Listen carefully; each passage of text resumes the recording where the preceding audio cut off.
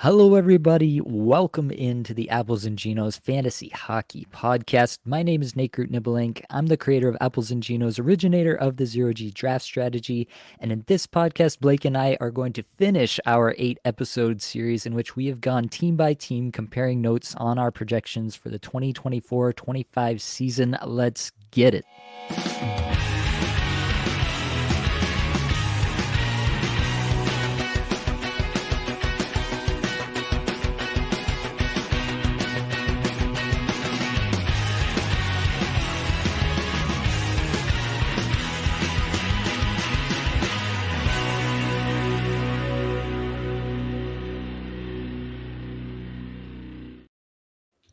And of course, I have your friend and my best friend, the man who inflicts all kinds of heartache. It's Blake Creamer. Blake, how are we feeling tonight? Oh, buddy, do you see the shirt I got on here? I'm on I don't understand how cameras work. I got a heart rate shirt right there.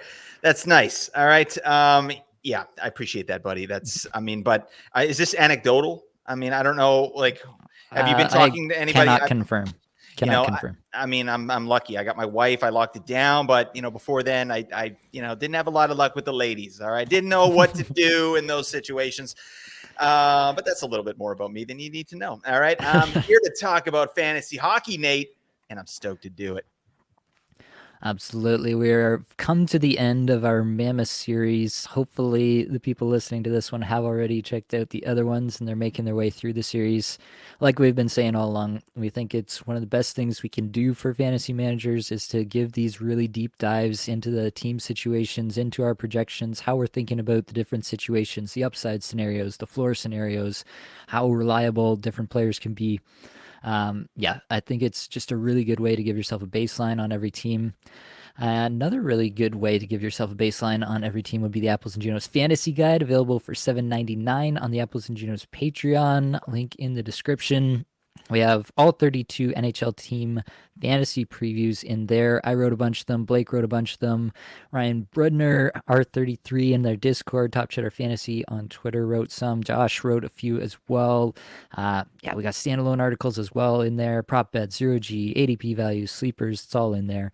So $7.99, get your biscuits in there and do some reading if that's a little bit more your thing. If you've been finding it a slog to get through 16 hours worth of projections content here on the podcast and reading might be a little bit more your thing, or you just want to have a document that you can kind of go back to and refer to as you're going through your preparation for your drafts, then that's definitely going to be well worth the $7.99 you spend on it.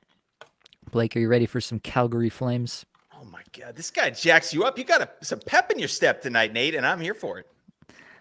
You got to. It's the last one. We got to bring the goods and the last. Well, not the last team. The fourth last team. The first of the last. The last of the first. The first of the last. They might actually be the last team in the NHL this year. The Calgary Flames. Key departures here: Lindholm, Hanifin, Zadorov. All these guys left in season towards the end of last season. Markstrom gone in the offseason. Mangiapane gone in the offseason. Massive overhaul for this team this offseason. Additions here, they did get Kuzmenko back in the Lindholm deal, and he does look to be a fairly key piece for them, at least on the power play moving forward. Anthony Mantha came over for whatever that's worth. Daniil Maramonov came back in the Hanifin trade and had some little peaks of fantasy usefulness, and so it actually might be a player to watch there, but pretty hard to say that the arrow is trending anywhere other than down at the moment in Calgary, right, Blake? Yeah, absolutely. We're looking at a rebuilding team, hopefully not a retooling team. They need an actual rebuild here, but it's going to be really tough when you got Johnny Huberdeau making 10 mil, getting 55 points on the regular. Ew, God, this is going to be a slog. That is true. Well, before we get to him, I think we should start with the coach. Ryan Huska's back as head coach.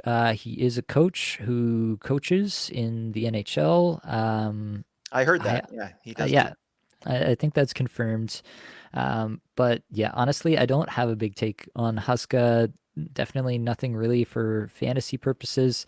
I did like that he was willing to immediately try out Kuzmenko on the top power play. You can argue that he didn't have a lot of other options, and that was possibly why. But yeah, I think he's at least We talked about Dean Evison at least kind of identifying the correct players who have the potential to score the most and putting them in places to succeed. I think Huska's kind of done that. I just have a lot of questions, A, about the players, and then B, also still about the system that they might try to employ there. Yeah, this is not a team with a lot of depth, especially on the back end. Like, if you look at what they have beyond Uyghur and Anderson on this team in terms of defenders, it is pretty grim. And so I am a little bit worried about whether Huska can really elevate anything here. I don't know if you got any big takes on Ryan Huska, the coach. Not so much Ryan Huska, the coach, but it was not a glowing season for him. That's for sure. Like, this is one of the worst defensive environments in the entire league last year in pretty much every metric. Like, they stunk. They were getting caved in on the regular. Really had a difficult time suppressing offense. Like, they were running around in their own zone. So, okay, we got that season out of the way, Mr. Huska. Can we maybe shore up the back end a little bit? Like, it's going to be tough. They lost Tanev and Hannafin. Like, oh God, and they were bad with them. I mean, this is going to be pretty sketchy. So, I don't know. This guy could be another casualty of like a coaching change. Like, it's I don't know. I think, and I mentioned John Huberdeau already. I think that the treatment of him is really going to be key on how any coach in Calgary sort of moves forward, because they're stuck with this guy and they got to figure out a way to extract some value. And I did read something that Ryan Huska met with Johnny Huberdeau. You know, in the offseason, they got together and like they were at his house and they were talking like about the season, sort of planning ahead. And that gave me a little bit of hope. Like, I'm glad he's reaching out to Jonathan Huberdeau and just trying to get his mind right and get him prepped for the season, because he's going to be a big piece. For sure. He's going to be a big piece of the power play as well. Last year finished with Huberdeau up there alongside Kadri, Kuzmenko, Sharangovich, and Uyghur. I do kind of feel like that's the most obvious top five to be the power play unit to start the year at the very least.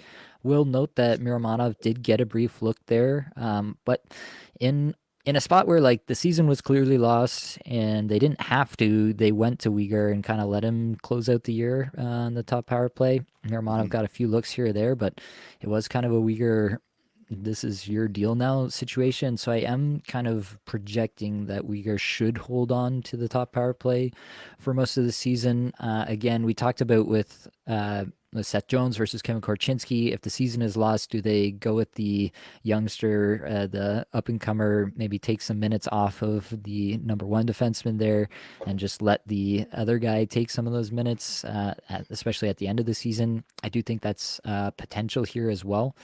But overall, I think I'm fairly confident in saying they're at least going to start the season with this group. Yeah, I mean, I'm confident in everybody but Uyghur, and I'm not.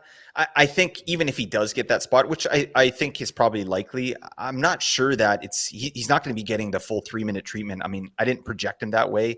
I've got him with just a little bit of an edge over Rasmus Anderson there, and then Miramanov still over 2 minutes as well. And again, I think that what you're saying about him maybe taking some power play time towards the end of the year is probably pretty accurate, right? They're going to want to see what they have there. Calgary really has no chance of making the playoffs, in my opinion. I don't see how this happens. So, yeah, it's going to be kind of sketchy for fantasy to me. And we'll talk about Uyghur in a bit, but I think he's a little bit overrated this year. I don't know. That's we'll get into that, but yeah, I think his value is going to be a little bit shot due to a potential timeshare on the power play. Yeah, that's definitely possible. So what did you end up with? I have Uyghur for 2.5 minutes. I have Anderson for 2 minutes 15, and I have Miramanov for 2 minutes. Yeah, I got Uyghur for like 235. Mm-hmm. And then I got Anderson for 230. And Okay. then I've got Miramana for like 215 or 210. Interesting. Okay, so actually pretty split between Uyghur and Anderson. It's possible. Obviously, Anderson had like a pretty solid stretch of over a season as the top power play quarterback there, but it really didn't seem like he was Huska's guy. He started the year there, was demoted, and never seen again on the top Yep. power play unit. So really, most of that 215 is me just saying he's going to be on the second power play all year, and that's where I'm seeing it a little bit more. But yeah, definitely we're talking, an order of seconds, not minutes here between all these three defensemen. Okay, let's dig in on the projections. Nazem Kadri to start it off. I have him for 29 goals, 42 assists, and 71 points. You have him for 29 goals, 41 assists. uh, 70 points, 71 with roundup, I guess. Yeah, I think we see this pretty similarly. Obviously, the projections are very close. Big time shooter, I have him for 280 shots. I think he's pretty safe. Like, this is an 18 and a half minute projection for me, so it's not like I'm giving him the world here, but I think he's going to skate 15 plus minutes at even strength, get really good deployment there. I think he's a fixture on the top power play. Yeah, I feel really confident in Kadri's role on this team. Nobody's come in for those minutes. I think he's the guy who gets the wingers who are performing, basically, Yeah. whoever those wingers might be. So, yeah, I actually feel reasonably confident in Kadri just being kind of one of those value centers you can get pretty late in your drafts. Yeah, he's really the only guy that I feel confident in on the Flames. Like, and again, I love where he is being drafted. Definitely some value there. This guy does it all, right? And also 2 straight seasons in Calgary with 82 games, so I love that. He's a chucker, so that does kind of suck, and he doesn't really have the teammates to help him, get into a better position to convert on a few of those chances a little bit more. So I think what we saw last year is kind of similar to what we'll see again, but the team's a little worse. So I think that's why our projections have went down a little bit. But this guy does it all. He honestly does everything offensively on this team. He's going to be the play driver on that. For sure. Let's move on to Huberto. Obviously, the guy with the biggest potential, what we've seen from him in the past, but it really does seem like that's just completely gone and out of his range of outcomes for this season on this particular iteration of the Flames. I have him for 19 goals, 45 assists, rounding down to 63 points. You have him for 19 goals, 45 assists, 64 points right there. So I think we obviously have a very similar projection here. What do you have him for minutes? I'm curious if you see a bigger role and you're just even more down on him in terms of his efficiency. I have him for 17 minutes, 45 seconds total time on ice. Yep. I'm just 15 seconds less than that. 17 and a half Sure. for me. Yeah. Yeah. So I think Huberto, again, he used to hit more too. That's kind of gone away. I have him projected for 62 hits. He doesn't really shoot much. He's not, yeah, neither of us have him beating 20 goals this year. There's just not a lot to dig your teeth into unless you're projecting some sort of magical rebound to where he was 3 years ago at this point with a totally different team, totally different context. Mm-hmm. It's just pretty hard to get excited about this player, in my opinion. Yeah. He really needs some run on the power play. Like that is what can prop up his floor. And in his 2 seasons in Calgary so far, like in his first year, 2 minutes and 52 seconds power play time on ice. That's not great. We got to get over the 3 minute mark. And then last year was even less, 2 minutes and 43 seconds, right? He's a good power play performer. That's one thing we can say about Huberdeau. He's like in his big year in Florida in 2021-22, he had 38 power play points. Granted, that was with a wagon of an offensive team there, but still, this is a guy that can do stuff. He's great on the power play, and he hasn't been able to find his way out on power play one consistently. And I think for us to get at all excited about Jonathan Huberdeau, we need to see him go full power play there at least over 3 minutes. Yep. Yeah, that would definitely be a key first step. It does seem like the Calgary power play has like somehow kind of avoided using Huberdeau as like the main guy to handle the puck Yeah. at times. I have his IPP at 59%. That's not something that you'd typically expect from a guy that you would normally expect based on his pedigree to be the guy with the puck on his stick the entire time throughout the power play. Mm-hmm. Seems pretty clear to me that there's something like structurally different about the way he's being used there. Maybe that changes this year, but again, it's not really a change in coaching staff. So where's that change coming from? It would have to be something fairly unforeseen. I will note, like, still a 71% IPP. I haven't projected for at even strength. He Yep. still Me does too. that at even strength. And so that part is still there. So it is a lot more still a function of line mates, but it's also a function of Huberto himself not being able to elevate his teammates, right? He might get in on a fair amount of the goals being scored, but if he can't actually elevate his teammates to new heights, then he's not really providing anything that they aren't already providing to him. It's kind of in the reverse order there. So, yeah, it's hard for me to get excited about Huberto unless we see some sort of big time breakout, like a Kuzmenko just is a perfect fit alongside him, goes off for like 40 goals or something, like in that sort of scenario, sure. But that's like a really high, like 99th percentile outcome kind of season for one of these other players. I think that's what it would take for Huberdeau to have, a 70 plus point season where we're actually like really excited about what we got out of Huberdeau at the end of the year. All right, let's move on to Kuzmenko here. I have him for 28 goals, 23 assists, 51 points. You have 28 goals, but 28 assists as well for 56 points. Talk to me about your boy here, Blake. He's got a better lettuce than a farmer's market. Oh, yeah, buddy. What a beautiful head of hair. I love me some big Kuzi. You know this, all right? But there's nothing crazy here. Like, we're fairly tight on this. Like, what is the difference again? It's like five 5 points. points. Yeah, I Yeah. mean, I just think, yeah, he's proven to be an efficient player, right? Yep. 27% in Vancouver. No, that's not real. But I mean, he hit 18% in a pretty down year last year, right? Yep. And I think, like, what did you have him for in terms of shooting percentage, Nate? 18.1. Yeah, same. So I mean, I think this might be where he lives. Like, he gets into position and gets scoring chances. That's what Kuzi does. And he spent a good portion of the season last year with Martin, the Popsicle Pospisil, and Nazem Kadri, which I actually think they're going to run that back. I think that is probably the line that they're going to stick with, and then Jonathan Huberdeau maybe with Backlund and Coleman, or potentially, I mean, Sharon Govich. Oh God, it's just stinky. They really do got to get Huberdeau with Kadri. I think that's, at least if you want to unlock Huberdeau a little bit, but I'm not sure they're going to do it. Anyways, I do like Kuzi there. He just gets scoring chances and converts, and that's it, right? Like, this is. I'm not projecting him like I did last year, right? Yeah, he shot his shots on goal per 60 is actually the highest of his career in his time in Calgary. Like, who cares? If that stays that way, like, he doesn't generate anything else. He's fully reliant on someone else to do kind of the heavy lifting, and he just gets in position and scores. So yeah, good player, beautiful head of hair, banana, Pepsi. I mean, what else? The guy's just a beauty. Yeah. Yeah, my only qualm, I guess, with Kuzmenko, like, I do think this is a valuable projected stat line here, the 28 goals, right? That's usable in pretty much any fantasy context. My qualms here, well, first of all, he doesn't hit. Absolutely refuses to do that. 11.1 hits is what I have him for. So he's not doing any of that. The peripherals are pretty bad for Kuzmenko. The bigger thing that I have a problem with is that it does seem like multiple coaches now have been a little bit leery to give him and continue to sustain him in bigger roles. Mm-hmm. And so that would be my bigger concern, is that at some point, even if it's not for the full year, at some point he just gets under the skin of Huska for some missed assignment or something, some perceived lack of hustle, whatever it is that seems to be the issue.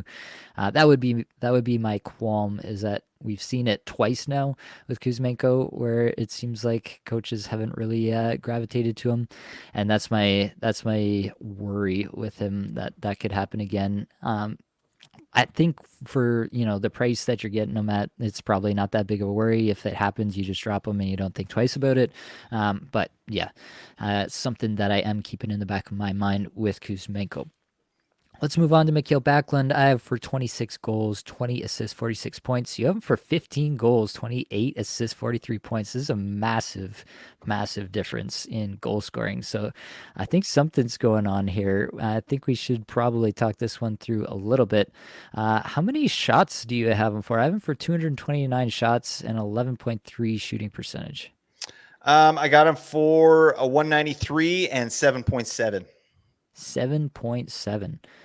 Okay, so you must really be taking away his power play efficiency then. Like, I have him for 7% shooting at even strength, but I'm at 14.5 on the power play. Let me see. On the power play, yeah, I've got him cooking at 9.4. So yeah, pretty stinky all around for Michael Backlund there. Interesting. Yeah. All right. What do you have for the shot generation then? I guess 8.75 for me, as we heard the overall number, but I have from 8.75 at even strength. 7.4 for me. Yeah. Okay. So you're yeah, I guess I'm basically predicting a projecting continued dip. Yeah, basically. like a downfall there. Yeah. Yeah. Yeah. But it's weird. This is one of those players too, like, when we're in the midst of projections, like, this is a guy, like, I'm looking at the numbers and I don't know that because we have such a big difference in terms of the goal scoring there, it's definitely something I might look at. But I mean, yeah, he's had it's been three pretty stinky seasons, right? Like 39-point pace last year, 39-point pace 2 years ago, like, and the shooting percentage is falling off a cliff. And I'm having a hard time seeing how that comes back up. Yeah. Yeah, that is fair. I think I'm probably a little bit hot on the shooting percentage and maybe just the power play role as well, which is probably giving me a little bit more there. Yeah, 26 goals is probably pretty hot for me. So I should probably look at Backlund a little bit. Maybe we'll meet in the middle a little bit there. But either way, I think Backlund really just kind of retains that role as like a streamer level guy that you might be able to throw in when Calgary has a good schedule. Again, a guy who seems to get hot, for a couple weeks here, a couple weeks there, and that's really the only time throughout the season that he's fantasy relevant. Mm-hmm. So I think that's what we're in for once again with Mikhail Backlund. Obviously, going to be a big part of this team, especially at even strength and on the power and on the penalty kill rather. All right, let's keep rolling. Blake, why don't you talk to me about your boy, the Popsicle? I love Martin Pospisil. This is a guy I picked up in my True Bangers League. I'm joined one with Pims and everything else, and Pospisil was on the wire. I picked him up and just rode him into the playoffs. Actually, I didn't make the playoffs in that league. Giggity! Oh, damn, that's terrible. It wasn't Pospisil's fault, though. This guy is a massive beef for 237 hits in 63 games last year. Sheesh. Yeah. Plus, like, a lot of dingus play. I mean, 109 penalty minutes as well in 63 games. This guy... Yeah, his shtick might get a little old. We'll see, what happens here in Calgary, but he did find some run with a good line. Like I said, Nazem Kadri and Kuzmenko. And, he put up 9 points in the last 18 games, pretty decent, but his ice time went up. 14 minutes, 17 seconds is what he was averaging during the last quarter of the year. He ended up finishing the season with 12 minutes and 43 seconds average time on ice. So yeah, he was getting a little bit of run there. Then he goes over and plays the World Tournament or whatever, and he was lighting it up. He had like 7 points in 7 games. And I just, for Slovakia. And I think this is a player on the come up. Like he's got some bits and pieces here. And when you dig into on Martin Pospisil, he does a lot of things that I like as well, right? When it comes to zone entries, right? Chance assists. He's in the 94th percentile on chance assists in the games that he was tracked by Corey Schneider. Plus the hits, the forechecking, his rush offense, pretty damn elite, like just according to these statistics, right? And the eye test. Like I watched a little bit of Martin Pospisil this offseason because to me he's a player of interest. Like I'm looking at him, you know what I mean? Like as a last round pick or something like that. Like this guy's out there. You have any banger waiting, like this guy's gonna juice you up, no question. But that said, like I mean, what did you project him for? Like, did you? Oh, you didn't even project him. Oh my God, you didn't project the Popsicle, Nate. Shame on you. How dare you? Yeah, I got the Popsicle for 16 goals, 23 assists, 39 points. That would be pretty damn nice. I think this is a guy that is going to be fantasy relevant for you this season. Certainly as a streamer, if you have any heavy banger waiting, maybe more. Yep. I think the reason I didn't project him is, when I'm looking at the cutoff line for players that I will project or won't project, thinking about their prospective roles. Pospisil is a guy who he pretty much has to be on a scoring line with like a Kadri or with a Huberto or something like that for me to have any interest in him whatsoever, because clearly he's not going to be on a top power play anytime soon, maybe not even power play 2. So he's got to be doing that first off. And then it really matters to me. Like, I don't even think even in a banger's points, I'm probably not looking at him unless it's like a really heavy hits weighted format. And so if it's really only a bangers cats player that has to be in the absolute perfect situation, or I'm not even looking at him, then that he just fell below the Mendoza line for me there. But yeah, God. Definitely. I think in bangers cats, if he holds on to a role all season long, like for sure I'd be interested. I just have very little confidence. We'll get to it a little bit later on, but the Calgary Flames actually have like 3 young players with all varying degrees of solid pedigrees. If any of them take a little bit of a step, then that probably pushes Pospisil down the lineup even more. We haven't even got to Coleman or Sharangovich. Like, they have a bunch of these. It's a little bit of like the Seattle situation we've had the last number of years. They have a bunch of guys who can do the thing. And so does Pospisil really outrank any of those guys in terms of scoring opportunities? I don't really think so. That's just where I landed on him personally, but definitely respect the take there. Let's talk about Blake Coleman, your namesake. 22 and a half goals, 27 and a half assists, 50.1 points for me. That comes out to 22 goals, 24 assists, 46 points for you, Blake.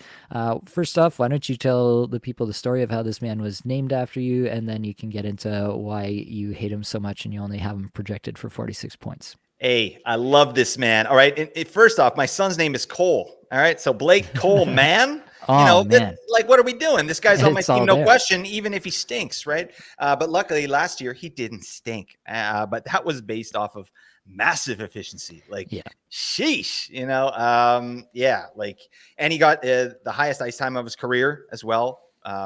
So lots of red flags with Blake Coleman there. I don't really like his game, to be honest, but this was a guy I picked up in so many spots. I talked about it when we did our season reviews. It's like, I picked him up as a streamer and I couldn't drop him because he just went bananas last year. So like in the second quarter of the year, he had 25 points in 21 games. What the that's wild stuff, and none of that was on the power play. So, yeah, I think we have to heavily regress Blake Coleman this year because the team environment is going to be even worse. It's crazy. And like you said, there is some young guys up here with some pedigree that should probably take some minutes. Yeah. Yeah, I do think that's a good shout out there. But yeah, again, Bangers Cats, he's on the borderline of being like just rosterable all season long. 200 plus shots, 100 plus hits, 50 blocks is what I have him projected for. So he does a little bit of that too. Definitely a player that should be at least on the edges of your roster in Bangers Cats formats. Let's talk about Igor Sharangovich. I have him down here because I really don't know how these lines are going to play out. Coleman and Backlund have played together, pretty much been joined at the hip for the last number of years. But the Kadri, Huberto, Kuzmenko, Sharangovich, we talked about Pospisil. We're going to talk about a few other guys who could worm their way in there with some breakout rookie seasons or sophomore seasons here. Like, I think there's a lot of ways this could potentially go south for Sharangovich, where he gets kind of demoted down the lineup. But at the same time, like, who had a more impressive season on the Flames than he did last year? Maybe only Coleman, relative to what they'd done previously in their career. So, yeah, when I dug in, I was like not excited about Sharangovich getting into the projections. And then I started putting the numbers together and I was saying, man, he's like pretty efficient. 13% shooter at even strength is what I have him for. 68% IPP, okay. And, you start adding things up. You start to say, yeah, I think he's on that top power play unit. I think he's actually like probably a pretty key piece of that power play unit, and you add it all up at the end, and for me it comes out to 28 goals, 29 assists, 57 points. For you, 28 goals, 27 assists, 55 points. Again, we see this pretty similarly. I think there's even some upside for this player beyond that, potentially, if Huska really likes him, if he develops more chemistry with, say, a Huberto or a Kadri. There are some scenarios where I think that Sharangovich actually has upside, which is not really something I can say for anybody else on this team. And Yeah. for that reason, I'm like low-key kind of in on Sharangovich. And you know what? If he gets, deprioritized, gets pushed down the lineup, then whatever, I'll drop him. It's not like Yeah. I'm gonna have burned all of my draft capital on Igor Sharangovich. So that's where I'm at on the player. I would call myself cautiously optimistic at this point. I think it's worth a swing. But yeah, to me, like, again, this guy based off massive efficiency, right? He had a 31 goal season, excellent, and he was playing great. This guy's got an amazing shot. There's no question there. Like, that's what he does. He's a sniper. He gets in a position and he blasts it.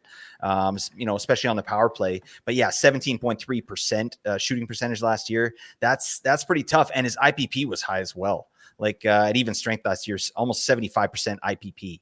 Right. And I regress that down still in the 60s, like, and his third highest number that he would ever have is what I regress him down to 60. What did I get? Yeah, 67%. Still pretty damn good, but I don't think 74% is reasonable for him to go. And yeah, it's just those luck metrics are up. I think those are going to come down, but then you look at his on-ice shooting percentage, terrible, right? Yeah. Really not good. So that to me is where there's some room, especially at even strength. But who's he playing with, right? Right. If he gets a Jonathan Huberdeau that is engaged and just playing more his style, right? Like, Jonathan Huberdeau is a passer, Sharon Govich is a shooter, so it should work, right? But that remains to be seen. I think there's some room on the on a shooting percentage, and that's why I feel okay about this projection, because everything is probably going to move around a little bit, less efficiency, less luck, but a higher on a shooting percentage, and we're looking at a similar season with probably less goals. Yeah, I think that's probably in the wheelhouse there. Yeah, Yahoo has him at ADP of 178 right now. So Yeah, yeah, take a take swing. him there and see what happens the first few weeks. You're not going to be mad either way. Yeah, I just want to mention a few names here. We don't have projections for these guys because it's really up in the air as to where they might line up. But Connor Zary, Matt Coronado, Jacob Pelche, all with varying degrees of pedigree. Actually, I think all three were first round picks. Mm-hmm. I might be perjuring myself with that comment, but yeah, I think all these guys pretty solid chances anyway at something. So you get three swings at getting something. I think there's a decent chance that one of them has a decent year and Nope, you're actually out. 3 strikes and you're out. and actually makes their way up the lineup. So just names to kind of stash away. These are the names too that could threaten some of the guys on the top power play unit that we detailed before. So yeah, just names to have in the back of your mind to keep an eye on deployment. If you see Huberto, Kadri, Zari as a line and you see Zari on power play one, for sure. Like, I'm into that. Let me see what's going on there. I'll take a swing on that player at that point and just see how it shakes out. So yeah, there are some scenarios in which you could get into any one of those three names. All right, let's talk defenders. We already talked a little bit about the power play roles here, but Mackenzie Weegar I have for 14 goals, 35 assists, and 49 points. You have him for 12 goals, 37 assists, also 49 points in the end.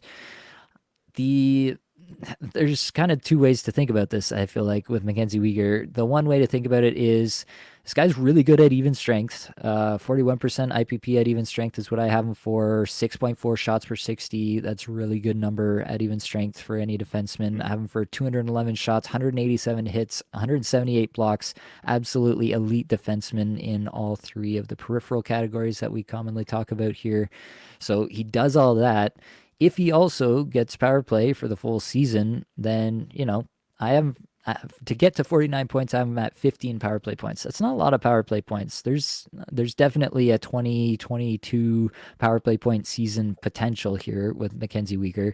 And if that happens, then all of a sudden you're looking at a 55 to 60 point defender who's crushing the peripherals for you. Yep. And he's one of the most valuable defensemen in all of fantasy hockey. And so you don't want to be out on that guy. But at the same time, there's a floor here where he's not even on the top power play. And that makes him pretty tough to value in drafts. The good part is that he's not going to absolutely destroy you because of all those peripherals. But the bad part is that he could leave you feeling pretty stupid if you draft him in the 4th round or the 5th round or something, and all of a sudden he's not even on the power play. I've seen him going that early, like in a lot of our leagues too. Some of our best balls. I mean, defense is a scarce position, and so in our best ball leagues at A&G here, a lot of people are going heavy on the D. Giggity again. You need good D, right, Nate?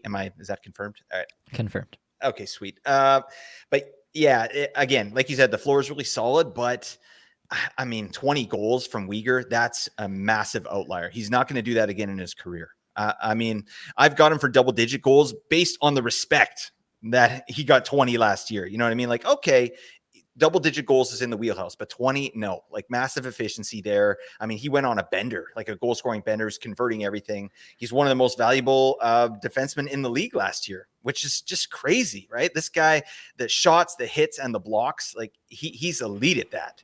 So, long story short, I think, yeah, his power play time, that is really going to be the key there in terms of if he truly is that elite value that he was last year. And I've got him projected as such. I got him for like 17 power play points. He got 15 last year. I think 17 is reasonable if he gets just a smidge more. Like, he still got under 2 minutes power play time on ice last year. Yeah. So I've got him for like 2.5 or just like 235, and I've got Anderson for less than that. So I'm giving it to Weegar there, but they're going to eat into each other's time. But I think 17 power play points is fine. And yeah, if he gets to 49 points, that's another win for Weegar here this season. Yep.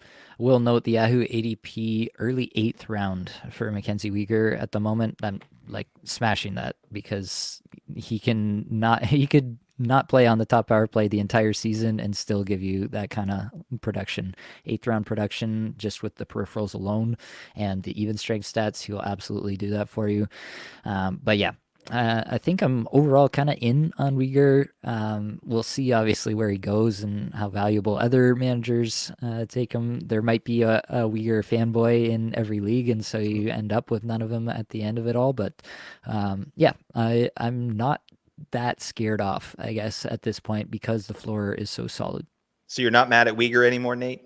You're I'm back not on the train? mad. No. I'm back on, which means he's probably going to have a terrible Yeah. season. You weren't mad. You were just disappointed. Yeah. All right, let's talk about Rasmus Anderson. I have him for 9.5 goals, 30 assists, comes out to 40 points. You have him for 10 goals, 32 assists, 42 points there.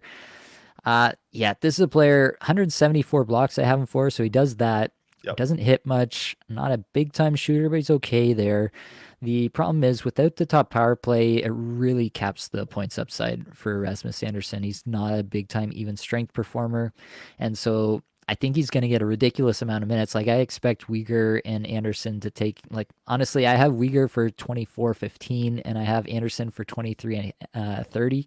And honestly, I should probably bump those numbers up because they literally have no one else to play. I think these guys are going to play a bunch of 30-minute nights throughout the course of the season. And there is that aspect of it, but Anderson's just never been an efficient player, and he's really only gotten to his 50-point seasons or 50-point pace seasons through being on the power play. You take that away, you factor in the fact that this is not even the best version of the power play there in Calgary throughout the years that Anderson's been on a power play. And yeah, it's just not a player I can reasonably get excited about for this year. Yeah, I don't have too much more on that. It really stinks because this is a guy that was a fringe fantasy player, right? You pick him up as your third or fourth defenseman. You're like, okay, well, at least I got that power play floor. But now he doesn't have that. So, and top that off, he had his highest on ice shooting percentage of his career at even strength last year. So, not that that's going to fall way off, but it's probably going to fall off a little bit. Like this team is worse. So, it's not looking good. I think, what I've projected him for here, 42 points that's probably it. Yeah. Daniil Miramanov, we both projected as well. 8 goals, 22.5 assists, 30 points for me.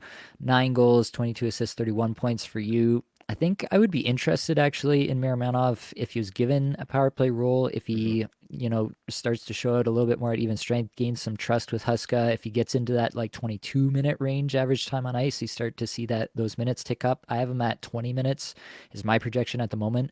But if you start to see him tick up into that 22-minute range, then I'd actually be pretty interested in Daniil Miramanov because he's been reasonably efficient across the board. It's a small sample size, so it could definitely go away over the course of a full season. So there will definitely be some attrition for some of these players on what projects to be a pretty poor team overall. But it's not a name that I'm drafting. It's not a name that I'm even really starring in my watch list. It's just a guy that I'm thinking about. Yeah, if the opportunity was all there and it all lined up for him and it was a better team, I might actually be interested. But yeah, we'll see if we are thinking that Miramanov is relevant at any point in the season. I don't know. What's your guess, Blake? If you had to guess, will we ever bring up Miramanov's name on a waiver wire show throughout the year? Yeah, I think we will.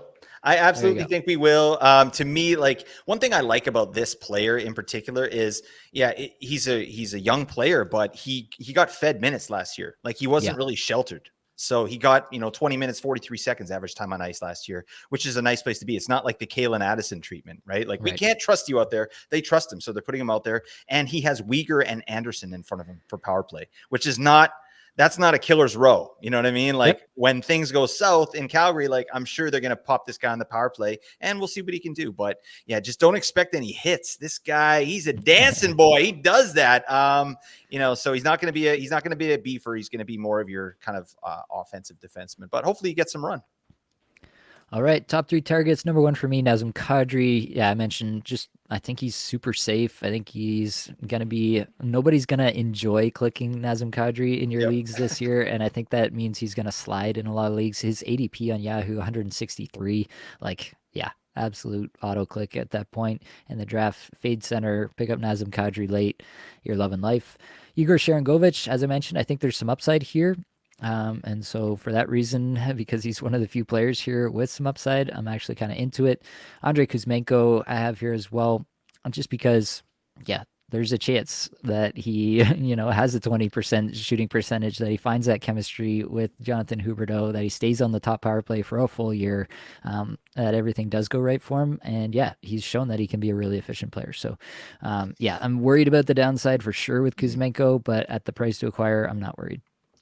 So you're telling me there's a chance? I put him in Yeah. there just for you, Blake. You Oh, have to buddy. know this. Big Koozie, thank you for your service. Yeah, I love me some Big Koozie. I didn't put him in my top 3 targets. I'm not drafting you this year, Koozie. I'm sorry about that. But I got Kadri for my first, and I love that. I love that fade center. This guy's great. I'd take him over other guys that I'm really big on, like Beniers and Carlson. I would take Nazem Kadri over those guys. That's a no brainer. Like, this guy's very safe. I got Mackenzie Weegar as my second there. Yeah, I like you said, the floor is massively solid, and I got Jonathan Huberdeau as my third, and that's an upside play, right? Like, he is elite. Somewhere in there is an elite passer, right? And someone who can, play hockey properly, but I don't think he's been put in a position to succeed. We talked about his power play there. Like, he's had a different role there. This is a guy that usually plays on the flank, and he's been playing like below the goal line at times on the power play in Calgary. So it's kind of strange. Hopefully Huska can figure it out. I mean, they've talked about things that, like, 55 points in 2 straight years. It's got to improve, right, Nate? It's got to improve. You gotta hope so. All right, let's move on. The Buffalo Sabres, key departures: Jeff Skinner, Casey Middlestat, Victor Olofsson out the door. They've added Bowen Byram, and they go out and add Jason Zucker in free agency this year. Uh, I think this is a downgrade overall, but with how poorly the season played out, I don't Yeah. think like the team is going to feel that effect as strongly as they would have after the season prior. Overall, like I don't think this has actually changed my outlook on the team all that much. How do you feel, Blake? Yeah, I'm not even sure it's a downgrade. Like, Skinner is a good player. Casey Middlestat, a good player, but like the way they were using them last year, it's not like they're losing big pieces. Like, and Victor Right. Olofsson, like especially Olofsson and Yeah. Skinner, those guys are like, they were throwaways. They weren't even getting on the ice towards the end of the season. So that's not a big issue. And then adding Bowen Byram, I love that. I loved seeing them put him on the power play at the end of the year there. I mean, I don't expect that to continue, but that was a nice little piece. That's a player we like here, obviously. And Jason Zucker, he's a beefer. He's a mega beefer. Jay-Z. So yeah, there's some pieces there, and I'm expecting like their younger players to take another step this year. All right. Coaching changes. Don Granato out, thankfully, for fantasy Thank you purposes. very Lindy much. Ruff is in, and yeah, I'm uh, not even cautiously. I am optimistic about this change for the Buffalo Sabres.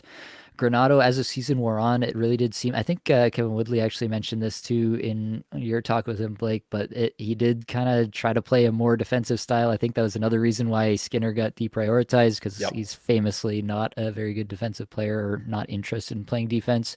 And so that did kind of seem to bear out in the numbers, but it really just shut down all the fantasy opportunity Yeah. there. And I don't think that's what Lindy Ruff brings. It's definitely, I went back and I looked when he went to New Jersey, he had a positive effect upon arrival there. You could argue some of that was a young team taking a step at the same time as he arrived. But overall, I'm pretty excited about what Lindy Ruff can bring here. I think they have the tools, like they have the horses here to be able to put together kind of a more fast-paced up tempo, exciting style of play here, and I'm pretty interested to see what Ruff's effect will be on this lineup. Absolutely, buddy. To me, like, yeah, what Granato did last year was insane. Like the way he was dealing with the star players on the team as well, Skinner included. I mean, what are you doing? What the hell was he doing? And, even going back to the 22-23 season, Buffalo was actually good at generating shots off the rush. They were Yeah. very good at it. In fact, they were elite at that. Whereas this past season, they were not. They were in the bottom third of the league in generating rush shots. So Lindy Ruff is coming from New Jersey, which was the number 1 team in generating rush shots last year. Granted, they have 2 of the best rush players in the entire league, but Buffalo is no slouch. They got guys that do that here. And I'm expecting really big things. I think it's going to be a massive net positive for the team. All right. Let's talk about the power play here. You've got your locks. You got Tage Thompson, Alex Tuck, Rasmus Dahlin. zero chance any of those guys come off the top power play unit, in my opinion. Blake, consensus there? Yep, absolutely. All right. And then that leaves the fourth and fifth spots. Dylan Cousins, JJ Paterka, most likely the guys who filled those roles most often last year as well. Makes the most sense. Good pedigrees there. Paterka, obviously everybody's favorite sleeper. Probably no longer can be Yeah. classified as a sleeper just because everybody's been talking about him so much. But yeah, we're excited about him too. There's a reason for that. Talk to me, Blake. Do you think that, you talked about it, Bowen Byram got on the top power play unit for, what was it, like 3 games? Had one nice game there. Jack Quinn as well, coming back. He had Mm. played parts of last year due to major injury and, well, at one point was considered a pretty solid sniping prospect, had good AHL stats, great OHL stats. I think there's a chance that Quinn is actually like the most offensively talented even of Cousins and Paterka. I don't know if we'll ever even see that. There's at least a chance is what I'm saying. What do you say, Blake? Is it Cousins and Paterka locked in? How did you end up projecting it throughout the course of the season? That's how I projected it with Cousins and Paterka. But I love the Quinn take there. I think that's really interesting. And I think, yeah, if someone's going to supplant anybody, it's going to be Jack Quinn. And I believe it's going to be for JJ Paterka. That's sort of what I would see happening there. But, one thing about Lindy Ruff that does scare me is what's he going to do on the power play? Is he going to do some wacky crap like he did in New Jersey last year? I mean, Dougie Hamilton on power play 2, Timo Meyer on power play 2. Why did you do this, Mr. Ruff? So hopefully common sense prevails and we get like this true top power play here, because they do have some pieces that could, obviously they're going to have a 1A, right? That's going to be prioritized a little bit, but hopefully they really prioritize them because they have some studs on this top unit. And I do think it's going to be Paterka over Quinn there. All right. Let's dig into the projections then. Tage Thompson off the top, player we're both pretty excited about this year. I have him for 42 goals, 38 assists, 80 points. You have him for 43 goals, 43 assists, 86 points. So pretty similar there overall. Thompson, obviously, a terrible season last year. Everything went wrong. I'm really buying into the narrative that he played injured for a lot of the season, and then it appeared to get better at the end of the year. Yeah. And yeah, over the last 20 games of the season, I think he had something like 21 points in the last 20 games. It was something along those lines. I'll find it here in a minute. He had 21 points in the last 19 games. There you have it. So he definitely came on strong at the end of the year last year, and that was in a pretty terrible situation. So, yeah, player who we've seen the upside for, obviously, in that really good 2022-23 season. And I do think that upside still exists. I do think there's a chance that he goes off for 95 points, something like that this year, crests 50 goals. I think that's all possible here for a player of this caliber. The big question is, where does Tage Thompson settle? He had massive, massive rate stats in that 22-23 season and then fell back a fair bit this past year. I'm attributing a good chunk of that to coaching and to the injury, but I'm not sure I can conclusively say that that wasn't just a year in 2022-23 where he just ran super hot, and that might have been Yeah. like his actual best output in terms of the rate stats that we might ever get out of Tage Thompson. So talk me into a higher base projection, I guess, for Tage Thompson here, Blake. I'm with you, man. And I really believe that this isn't based just solely on hope. Like, yeah, let's go Tage, right? But I do think that, yeah, if we dig in on what he's been able to do so far in his career, that 94 points that he had in 22-23, that might be it. That might be the ceiling, right? But I think the floor is a hell of a lot higher than what he was able to do last year based on the reasons that you sort of talked about, right? And his efficiency was terrible last year. He dropped 4 percentage points in his shooting percentage, right? Down from 15.8 to 11.8 in one season there. Power play goals fell off a cliff. That's where most of that inefficiency was, right? He got 20 power play goals in 22-23 and 9 just last season. So I'm projecting that to go, much higher, right?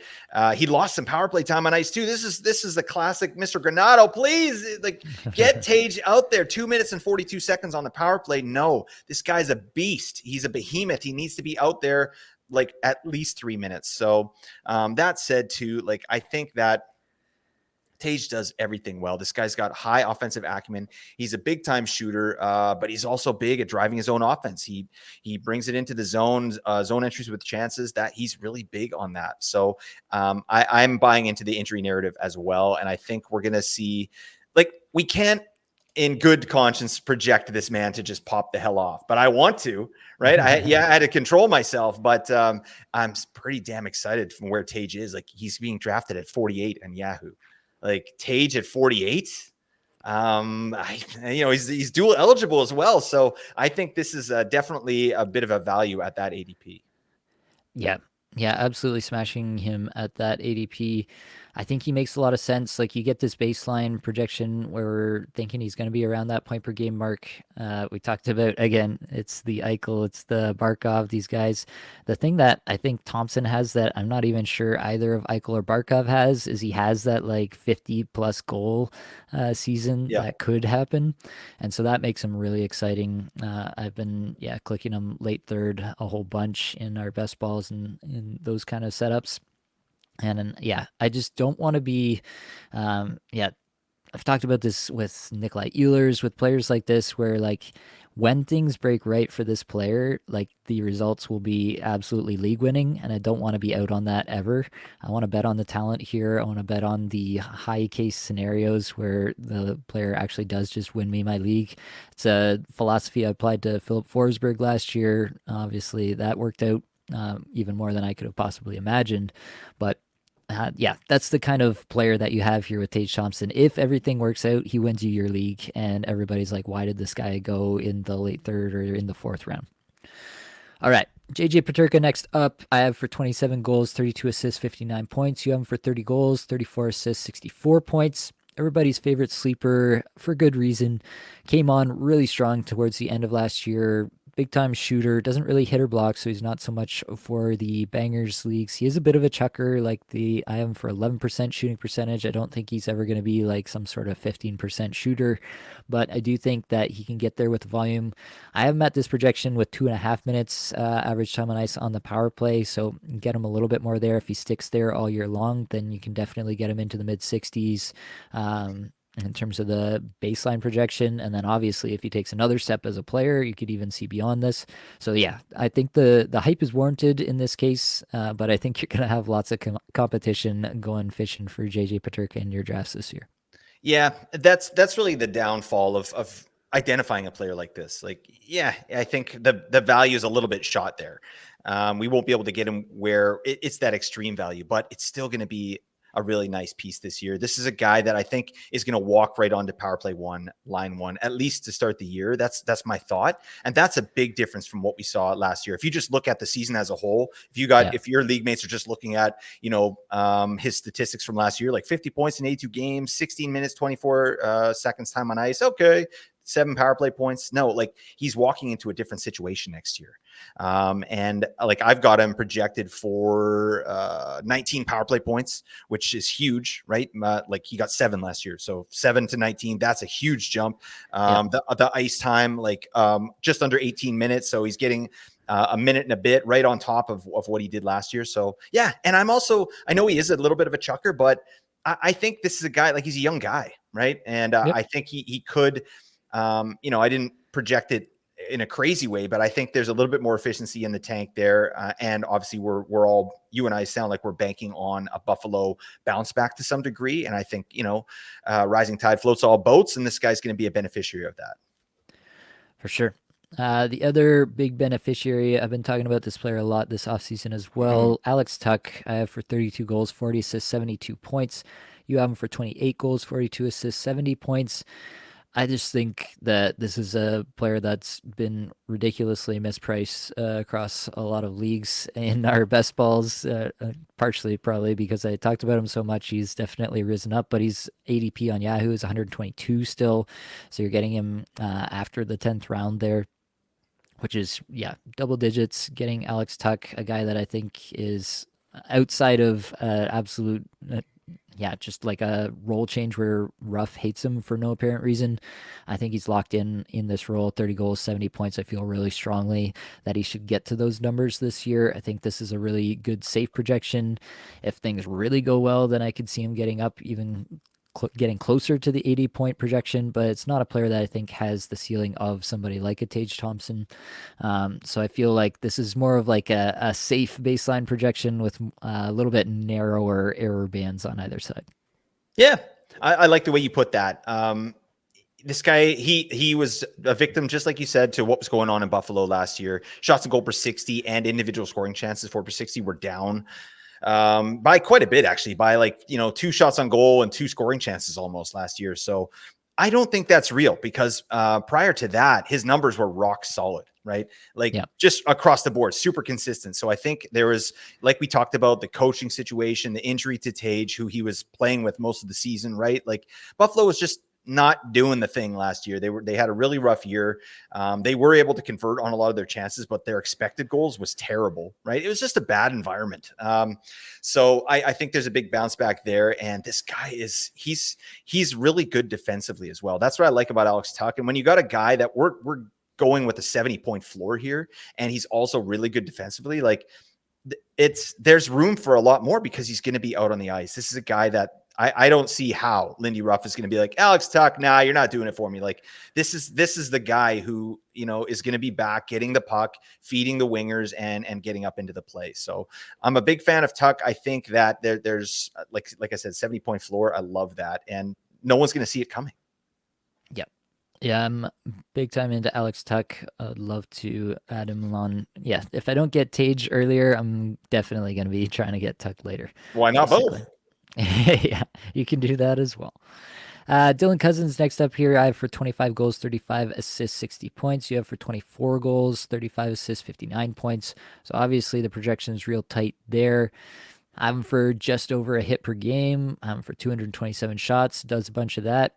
Yeah, if the power play sticks around for the whole year, then I think we're going to like what we see. My biggest thing with Dylan Cousins is I'm trying to figure out what kind of shooter he is.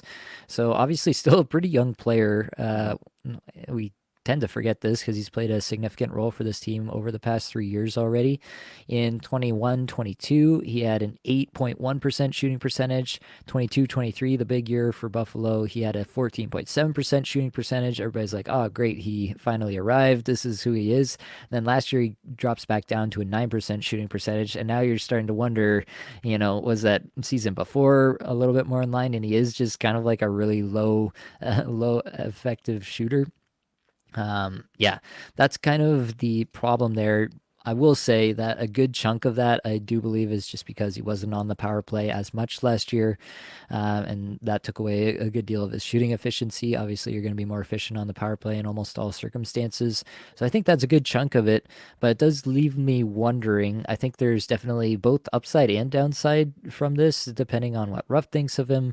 I tend to think that Ruff is going to like him, that he's going to be the clear 2C, that he's going to be on the top power play. That's my kind of baseline here, but I did, bake in just a little hesitation around that. I am for 18 minutes, 15 seconds overall time on ice. I'm for 2 minutes, 45 seconds on the power play. Yeah, actually, I'm right in line with you on those numbers as well in terms of his deployment. Good thing he had that great year and then signed an extension. Boom! Now we can just take a few years off, my man. Have a coke and a smile. No, but I like the player a lot. First off, I do love those periffs. That's amazing. Like 108 hits last year. What was he doing? He doubled his periffs. Or he doubled his hits, right? I mean, that's crazy. So I think that's probably an outlier, but yeah, a hit per game for Cousins, that seems reasonable to me. And again, like power play stinky, like he didn't have a ton of power play goals in his big year in 2022-23, but his conversion was terrible last year and at even strength as well. So yeah, I think it's somewhere in the middle, right? This is still a young guy. Like he's going to be turning 24 this year.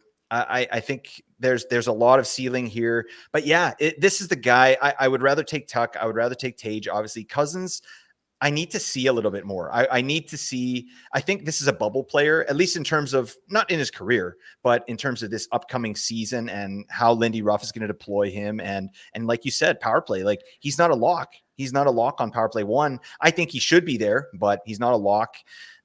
His contract says he should be, but anyways, yeah like. I'm not drafting him anywhere. I'll put it that way. And maybe this is a guy that might be on the wire. I don't know. Like, where's he being drafted in Yahoo right now? On Yahoo, he's being drafted 173. So yeah, he's down the list for sure.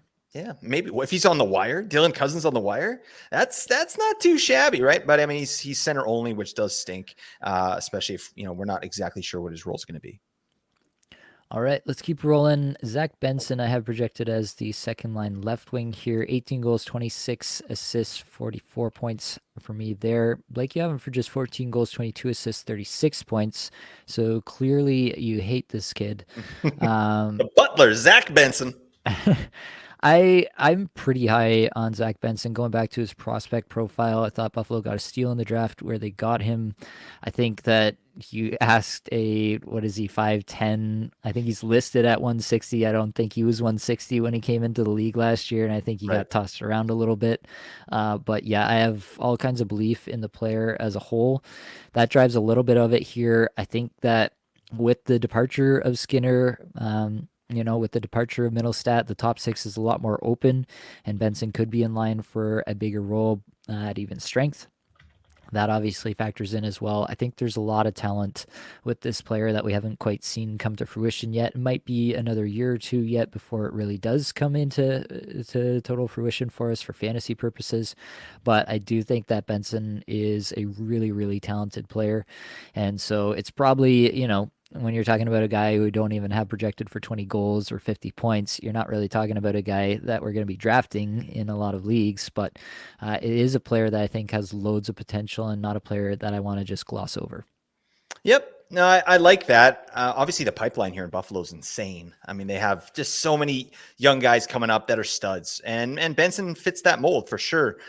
He's definitely more of like a playmaking type of guy, right? And Yeah. like almost like a Casey Middlestat kind of guy. I mean, he's not a center, but like not a guy that's ever going to be crushing shots and getting scoring chances. I think he's a guy that's, probably going to show out if he does well in things like chance assists and shot assists, and then hopefully real assists as well. Right. But yeah, I just digging in on the metrics, just that he had last season alone, like there was nothing that I liked. Right? Like, I mean, and he's a young guy, so I'm not like he's 19, right? So good on this kid. He played 71 games, got 30 points in, the National Hockey League. Pretty damn good, playing 14 minutes, 30 seconds last year as well. So lots of potential here. But in terms of a redraft league for me, Zach Benson, I need to see a hell of a lot more. I don't see the talent there quite yet. I mean, yes, I've read the scouting reports on this kid and what he's good at and what he's not, but I have yet to see it in the National Hockey League, and he's still only 19. I'm not sure that he's really going to get the opportunity that he needs to pop in terms of, his production next year. Right, next up, Jack Quinn. I have for 23 goals, 25 assists, 48 points. You have him for 21 goals, 26 assists, 48 points with the roundup there. I am interested in this player. Obviously, his kind of development has gotten derailed here with the injuries sustained, but I think this is an efficient player. I'm for 14% even strength shooting percentage, which is, just really high across the league. That's one of the higher numbers you'll come across when doing projections. So I think that's really strong. If he's able to take a step in terms of shot generation alongside that, then you really start to cook with gas there, and you could see him get up to, you could push a 30 goal season in a scenario like that. That's probably a pretty high percentile outcome season for a guy like Jack Quinn. But I don't think it's unreasonable to be a little bit excited and a little bit interested in what Jack Quinn could bring to the table this year. Yeah, I have a little bit more confidence in this player for some reason, right? And I just think he brings more to the table, just like kind of an all-around play. But yeah, again, very offensive player, decent shooter as well. It's just, like their second line, we're looking at Dylan Cousins, Jack Quinn, and Zach Benson. That's, there's not a lot to really sink your teeth into on that line, is there? Like there's a boatload of potential, and it's exciting, but it's like this guy had 19 points in 27 games last year after injury.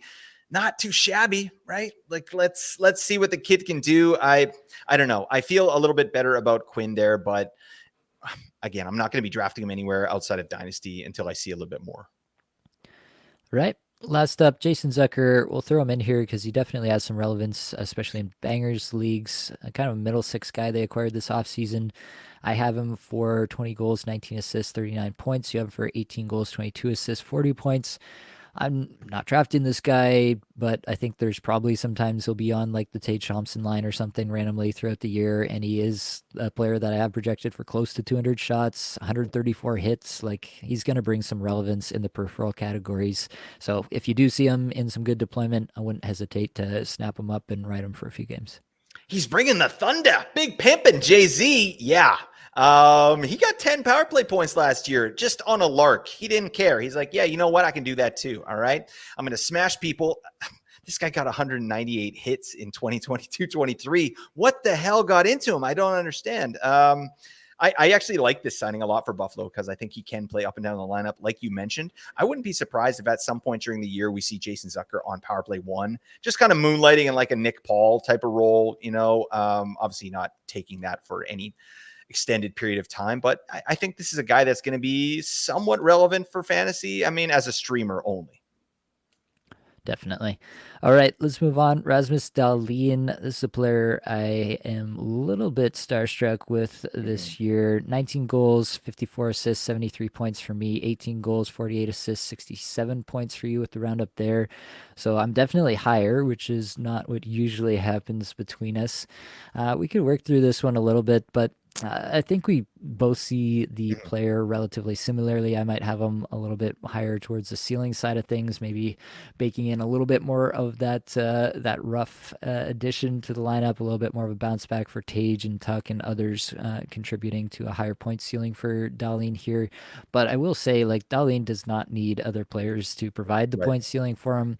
Hyper efficient, big time shot generator, big time hits, big time blocks. He does absolutely everything he could want. I think Dahlin is squarely in the middle of the second round in a lot of formats for me, right there in a tier with Evan Bouchard. Yeah, I don't have too much to add. Like, yeah, I'm lower than you in the projection, but it's not for any reason other than that's just kind of how the numbers came out. And yeah, I guess I am, as much as I believe in a Buffalo bounce back, I'm still cautious, right? We got a new coach in here as well. So we got to see what the hell happens. But like you said, this guy it doesn't matter, right? This guy's elite. And I think he's a clear number 4 defenseman off the board in, definitely in points. I mean, could you argue Dahlin as a number 3, like over Bouchard there in category leagues? Yeah, maybe even in points. I don't know. He does that. Man, not points. You can't take Dahlin over Bouchard. I don't know. That's a good question. Are you taking him over Evan Bouchard in a points league? What do you say, Nate? I can and I will, and I have. Now, why do you hate Evan Bouchard? I don't know. Didn't you learn anything last year, Nate? I never learned anything ever. You should know this by now, Blake. One more Sarcasm. nugget that I'll leave you with here. Rasmus Dahlin plus 2,000 on FanDuel to win the James Norris. I think I might throw some money on that one. I might throw a $5 bet on that one. A big spender. Big spender, yes, exactly. Known to do such things. Throw big chunks of change around like that. $5. Owen Power and Bowen Byram, I think we can kind of group together. I think both of these guys will be on the second power play unit here. Owen Power, doesn't really show out in a lot of things we like for fantasy, but I do have him for 8 goals, 30 assists, 38 points. You have him for 7 goals, 32 assists, 39 points. Byram shows out a little bit more in the things we like. 11 goals, 30 assists, 41 points for me. 13 goals, 27 assists, with a round up to 41 points there for you. I think, well, actually, I don't know. So I'm gonna put it to you, Blake. Oh no. Which one of these two, if Dahlin goes down, which one goes on the top power play? Oh God, yeah, that's not what I thought. That's not what I thought you were gonna say. You know what? I think they go with Owen Power. I gotta go Owen Power there. I think Byron would maybe net them a better better production. I think he's a better offensive defenseman. Owen Power reminds me of Jake Sanderson in Ottawa. Yeah. He kind of does a lot of those things. He's not exciting, but big blocks. Like he's just good defensively. I mean, not last year, but I mean, I think that's in his wheelhouse. He's just not going to light the world on fire offensively. Whereas Bowen Byram, damn, the efficiency on this kid is nuts. Like what would Bowen Byram look like as a top power play defenseman? I hope I get to see that, at some point in his career. Like the kid's young, he's only 23, but big time periffs for Bowen Byram as well over Owen Power. So, I mean, I think Bowen Byram would have a higher ceiling if he got on power play one, but I think Owen Power is probably the more logical choice to do that. Yeah, I think that's fair. Yeah, I'm still pretty excited about Byram. Like, I think in Bangers Cats, at least he's going to have some relevance. 143 hits, 115 blocks I haven't projected for. Dang. And yeah, double digit goals just with the even strength role, really, and how efficient he can be at even strength. Just on the basis of that alone, I think you can roster him as a fourth defenseman this year.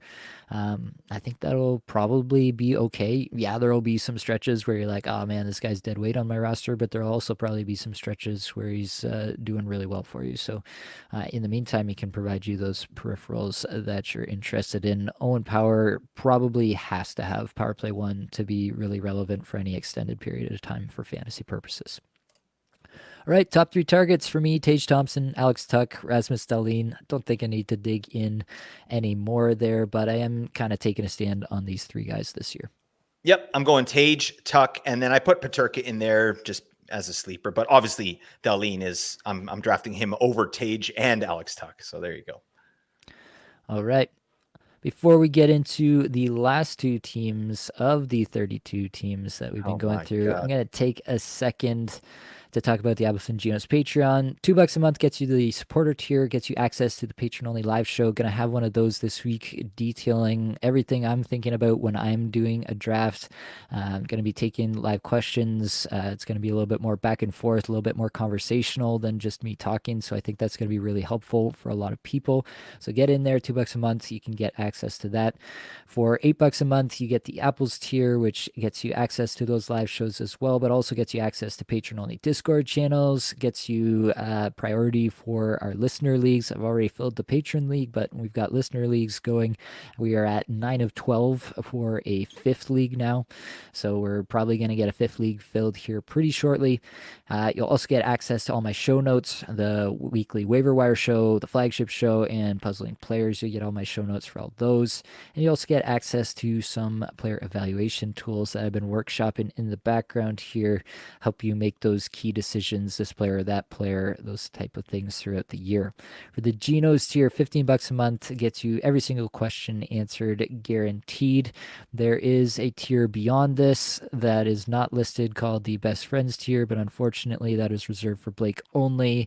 You can DM me to get on that waiting list, but don't expect Blake to come out of there anytime soon. No, that's mine, and I'm never leaving. All right, buddy. I've got you. Yeah, I've got the e-transfer set up. It's all good. All right. Let's move on and talk about the Boston Bruins. Key departures here: Linus Allmark, the big one in goal. Jake DeBrusk, Danton Heinen, James Van Riemsdyk, Matt Grzelcyk, also Kevin Shattenkirk, for whatever that's worth, has moved on this offseason. So definitely some faces moving, if not like the single most fantasy impactful faces. Key additions: Elias Lindholm, the big offseason signing to play 1C for them. Nikita Zadorov and Eunice Korpisalo comes over in the Allmark trade. First blush, Blake, how are you feeling about the moves they've made this offseason? There's a lot of moving parts here, but do you think they got better? I am cautiously optimistic. I mean I saw two of these players play quite a bit in Elias Lindholm and Nikita Zadorov, and I really liked what I saw. I mean, I know that's not even a homer take. Like, Lindholm was injured; he was playing injured with the Canucks when he came over here, and he might have been injured with the Flames as well. It was just a down year. Like, hit the environment again in Calgary, like we talked about, terrible. And then he was injured when he was playing with the Canucks. So he showed out in the playoffs and it looked really good. But now I think he's going to a much better offensive team, obviously, in the Boston Bruins. And, I'm excited to talk about that player because I think that, he's got some headroom there. Zadorov's a beast as well. So that's a really nice piece. And then, losing Linus Allmark, that's, I realize in these shows here, Nate, we don't talk about any goalies, and that's fine, right? We have other people to do that for us, but that's a big piece because Boston's Yeah. goaltending last year, the number one tandem in the league, by far, right? And they have been for a few seasons. So it's going to be an interesting piece there with Korpisalo taking over, and hopefully Swayman gets his extension signed here soon. For sure. Coaching changes, nothing doing here. Jim Montgomery back as the head coach. Yeah, we kind of like this for fantasy. Just kind of gives us that extra level of not having to worry about what a new coach might mean.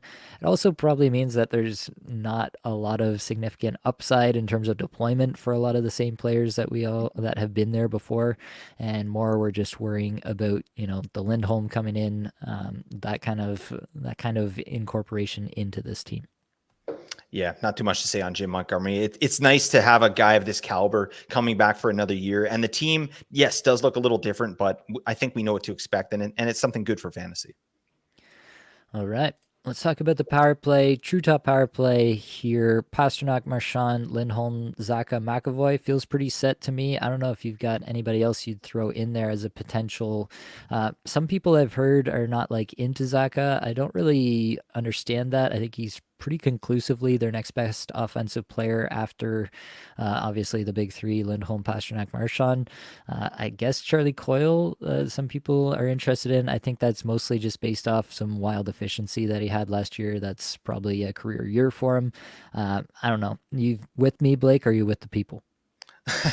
Well, I should be with the Coiler. Oh, Charlie Coyle, he's filling the bowl. He's creating solid tubular logs. I don't know what's happening.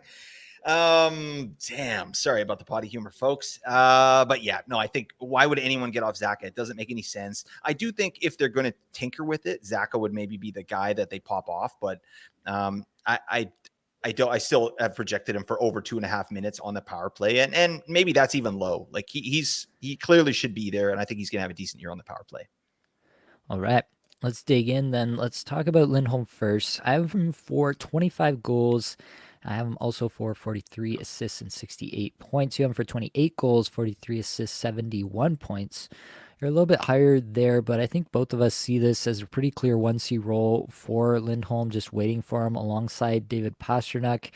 Obviously, that's pretty exciting, and the question really is how quickly can he get acclimated to the Boston system, and how easily does he integrate alongside Pasternak? Yeah, it's impossible to say, but this is a guy that has acumen. He's a great two-way center. He was showed that he was able to quickly get into the rhythm of things with the Canucks. Like I said, I mean, he was hampered. He was playing injured. There's no question to me. And when he was feeling healthy, this guy was a beast, right? So I feel like a full off season, getting ready to play with the Bruins, and I think he's landing in a plum spot. He's by far the best center on this team. There's no one coming for those minutes. So, I feel really good about Lindholm just in his role and the power play as well. So I think we can definitely expect a bump in his production. That's for sure. Like, this is a player that he got 82 points in 82 games in 2021-22. That is clearly his ceiling, but I've got him for 70. You've got him for 67 or 68. Like, that's a pretty damn nice season for a guy that you can get pretty late in your drafts, right? And I think the power play numbers as well, I think we can see a nice little bump there because this power play is pretty good on Boston. For sure. Yeah, I have him for 25 power play points, so that's obviously a big part of the contribution there. Should be noted, like he'll get close to 200 shots, 96 hits is what I have him down for, 59 blocks. Kind of across the board contributor.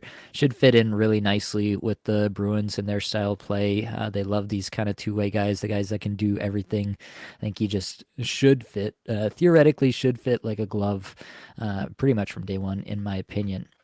Let's talk about Zaka. 24 goals and 39 assists for 63 points for me. 22 goals, 39 assists, 61 points for you. Yeah, we talked about it a little bit, but I think that Zaka is, the next best offensive guy they have after Pasternak, Lindholm, and Marchand. And, for whatever it's worth, he's check. Pasternak is check. I don't think he's coming off the Pasternak line anytime soon. I think they've got a little bit of a connection. Zaka clearly not in his world in terms of talent, but good enough to play alongside him, basically, is the role that he occupies. And yeah, that's good enough for fantasy. Also a player, low-key 86 hit projection for me here, so does a little bit of that. I don't think that's a part of his game that a lot of people are aware of. So yeah, there's just some nice pieces here, and it's a player you're not going to have to spend up on to get. I think people are probably going to be even more down on him with the acquisition of Lindholm. He doesn't have an ADP on Yahoo right now. Like, he's probably a guy that you can pick up and actually might end up hanging on to all year long. Yeah. Also a player that is moving back to his comfortable position on the left wing. He played 1C last year because they had no one, right? So I think that's going to be a net positive for Zaka. I think there's a little bit of headroom there. He's back to his natural position, which is left wing. I really do think Lindholm is going to increase the value of Zaka in particular, and he's just going to keep Pasternak exactly where he needs to be. He's the exact type of player. He's a glue player that can really fit in with these guys. And I'm like undrafted on Yahoo. That's insane. Like I think Zaka can provide you with tons of value, right? 105 hits last year. Like you said, you project him for 86 hits. Damn. This is a guy that I'm definitely interested in, like as your last pick. No question. He's going to be at power play 1 on the Bruins. And I think that's pretty much a lock to start the season. All right, let's talk about the big gun, David Pasternak. I have him for 48 goals, 58 assists, 106 points. You have him for 49 goals, 57 assists, coming out again to 106 points there. I think everybody knows everything there is to know about Pasternak. I think there were some questions previously, when Bergeron was still there. Was it just a function of Bergeron's brilliance, how good Pasternak could be? Was he being facilitated by all their elite guys and, he would drop off? For me, the answer was pretty clearly no. He was able to generate all of his chances on his own, and it was, I was never that worried about Pasternak. Was able to get him at value when Bergeron did move on. But at this point, I think the cat is out of the bag. He's going, top 5, top 6 in a lot of drafts, and I think that's reasonable. Is there any qualm here that he kind of does have to thread the needle? Like we have him both for 106 points here, but neither of us have anybody else for more than 71 points. So like he does kind of have to thread the needle here of just being that dominant personally to get to this kind of projection. Yeah, I mean, he did it last year, and so we're obviously banking on that again. I think this is going to be an improved situation for him. His line, I think, is going to be improved, like I said, with Lindholm. So, what was interesting last year, Pasternak was 63 assists. That was something I didn't really see coming. So I'm not 100% sure. Like, is that here to stay? I think I regressed his on-ice shooting percentage a little bit, but not by much. This is a guy he's been cooking, with his on-ice shooting percentage at even strength for the last couple seasons. So, yeah, I think it's full steam ahead for David Pasternak. I think obviously you get him for the shots and goals. To me, those are scarce categories that you want to lock down, and that's why I usually prioritize Pasta over players that don't score as much, right? So, long story short, yes, I'm big on Pasta. It's weird. I was looking at my projections the other day. I only had one guy for over 50 goals, and that was Matthews. No one else for a 50-goal season last year. Did you have anybody else for 50? I'm not sure, to be honest with you. I'd have to dig in and sort it by goals. But yeah, it kind of makes sense, right? Just looking across the board, across the league. I mean, somebody will probably score 50. There'll be a player or two who does do it, but yeah, as a baseline projection, maybe not. Charlie Coyle next up here, 20 goals, 31 assists, 51 points for me, 20 goals, 32 assists, rounding down to 51 points for you as well. I think the role is a little bit more locked in this year for Coyle. Don't think he gets on the top power play without injury this year, but that doesn't mean he can't be a good streamer for us, a guy who's going to hit as well. So he does all that. Yeah, just a solid role player and a solid streamer for fantasy purposes. Yep, not too much to add there. I mean, yeah, we mentioned already massive efficiency last year, 17% shooting percentage. That's not real. That's going to go down, but like you said, his role is more secure. He's established himself. He's getting good ice time, and he's that clear 2C. So yeah, definitely probably going to be the first guy up when we're looking to stream somebody from the Bruins. All right, Brad Marchand, 28 goals, 43 assists, 71 points for me, 29 goals, 41 assists, 70 points for you.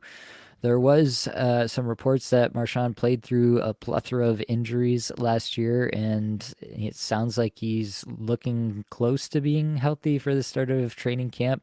Theoretically should be healthy for the start of the season at the very least. Do you weigh that at all? Does that make you more or less interested in Marchand on your teams for this year? Do you think he's got ceiling above this 70 points? Where are you at with Brad Marchand?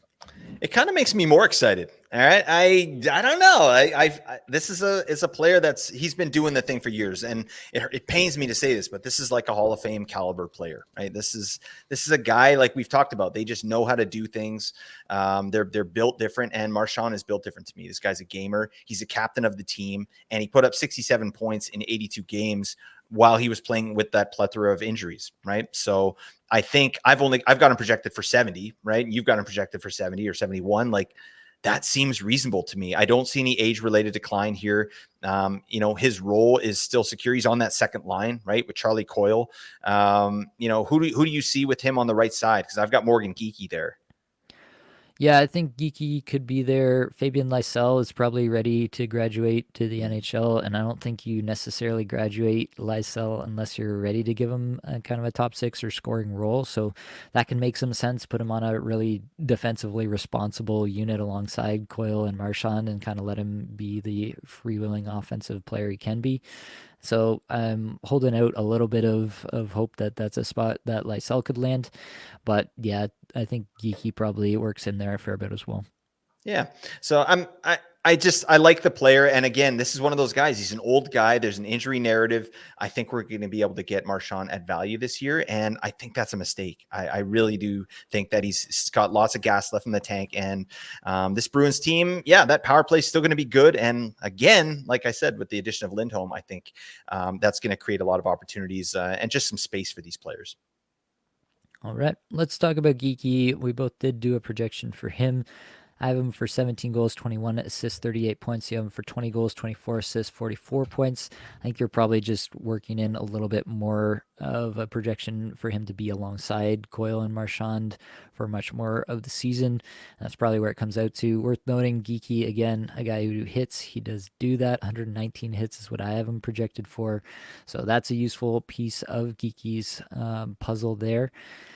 Talk to me about Geeky. Do you think there's ceiling beyond this for him, or is this really the best that we can expect? Um, it's going to take a season to find out, right? But I do like the potential deployment. I think he'll get top six there, and that's a great place to be. Plus, they did see him on power play one here at times, right? Last year, he was getting some reasonable power play time, and I think, like we talked about with Zaka, I think if anyone's going to get moved off of power play one, it's going to be Pavel Zaka. I don't think for the whole season, but I think the player they would probably move up there is Morgan Geeky because he's seen some time on there. He's done a few things up there. One power play goal in the playoffs, buddy. He got a power play goal. That's nice. Oh God. But 12 power play points in the regular season, which is not nothing. And that's in under 2 minutes power play time on ice. So this guy does some stuff on the power play. I think, yeah, if he is going to pop off, it's going to be because he makes his way onto that unit with the better players. All right, lastly here, I did do a quick projection for Trent Frederick, 18 and a Why? half goals, 16 assists, 34.5 points. Uh, uh, Bangers Cats is the spot where you're interested in Frederick, 180 hits projection. Could be a spot where he's of interest. I do think that, there's a real outside chance that they look for a different look on the power play. They've used a James Van Riemsdyk type in front of the net for tipping pucks in the past. Could they use a Trent Frederick big body type in front of the net just to cause havoc? I think that's where Frederick does thrive. So, yeah, that's a real long shot chance. Probably take some injuries before he gets there, but I think that Frederick, 18 and a half goal projection. I was reasonably interested once I saw that number come out. So, yeah, that's with just under 14 minutes average time on ice. So I think there could be a tiny bit of ceiling for this player if he gets up the lineup any further.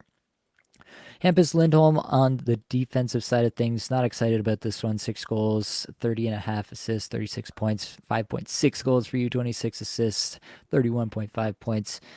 Even if he gets on the top power play, I'm not sure how excited I'll be about Hampus Lindholm. Not much of a factor in peripheral categories. Not a big shot producer. Definitely not a big hitter. I have him for just over 100 blocks, so that's okay for a defenseman. But even with top power play, like he's then kind of get close to maybe just over, probably not even get to 50 points in my projections if I projected him as a top power play guy on Boston. So I don't know how excited I can reasonably get about Hampus. Remember that time Hampus Lindholm got 53 points in 80 games and got 17 points on the power play? What the hell was that about? I don't know. And then Dmitry Orlov, what? Come on. No, they were the top two defensemen in Boston. Charlie McAvoy was having a Coke and a smile on the bench. He didn't care. He said, boys, get out there. Put Hampus out, right? He's cooking right now. I don't know. All right. You know what Boston does really well as a team, just as an aside, is their defensemen like to carry the puck out. And Hampus Lindholm is really good at that. Charlie McAvoy is a lead at that. Whereas a team like Carolina, we talked about last show, they like to dump the puck out. It's a little bit of a different style. So I do like that for the defenseman there in Boston, but Hampus Lindholm, I mean, this guy's a supplementary player to Charlie McAvoy, right? Yeah, like you said, even if he gets power play 1, like what are we looking at? We saw his ceiling, and that was in 2022-23 with 53 points. I don't think he's ever going to come close to touching that again. All right. Next up, Charlie McAvoy. This is a player I'm pretty excited about, actually. 10 goals, 49 assists, 59 points for me. 12 goals, 45 assists, 57 points for you. Gonna play a ton of minutes. Once again, he's not a big time shot producer. I have him for 145 shots, but he's gonna have a ton of hits and a ton of blocks. I have him for 145 hits and 162 blocks. That part he definitely does every single time he's out there. I think a lot of people are going to be down on this player after last season was a bit of a disaster offensively. The last 20 games of the year, he only had 5 points. All his luck metrics were just cratering. It was pretty brutal stuff. But over the course of his career, I think we've seen what Charlie McAvoy can and should be. And over the course of the new season, with Lindholm in, kind of solidifying that top 6 a little bit more, and the power play a little bit more, I really do think that Charlie McAvoy has a 20 power play point, 59 point season in him this year, and that's going to be very valuable, especially in Bangers Cats leagues. Yeah, I love that. I agree with all of that. Don't really have too much to add, except that I think he's some value this year. Like his ADP is 71 on Yahoo. And I think, like you said, this guy, he could be a 60-point guy with massive periffs, very good power play numbers. And I just, like, there's no one really coming for his minutes. Hampus Lindholm is not going to challenge McAvoy, like a healthy Charlie McAvoy, for minutes this year. He's going to get it all, and those luck metrics are going to bounce back. And I do think the Bruins offensive environment is going to be just a touch better than it was last year.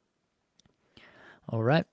Top 3 targets for me. Number 1 is McAvoy. Number 2 is Lindholm. And number 3 is Zacha. Don't think I need to dig in too much there. I think Lindholm and Zacha both have potential to really outperform where you're getting them at. And McAvoy, I think, is pretty clear in a way the top target on this team. I think he'll be definitely looked down upon for the season that was last year and not really evaluated on the body of his on the basis of the entire body of his work in the NHL thus far. Blake, please take the microphone. What a wordsmith. Oh my God. It's like reading a dictionary, but it's just, having an audio book, but it's a dictionary. That's what I just got there. Anyways, you're jacking me up, buddy. I like it. Don't worry. I'm sleepy today. I don't know what's happening. I got Elias Lindholm as my number 1. I got Charlie McAvoy as my number 2. I mean, I agree with what you just said. Charlie McAvoy is the clear value on this team. I just really like Elias Lindholm. Again, 70 points for a guy getting drafted at that spot. Ridiculous. And then I put Brad Marchand in there because I think he's going to get slept on this year. And we shouldn't, even though he's an old, grumpy man. All right.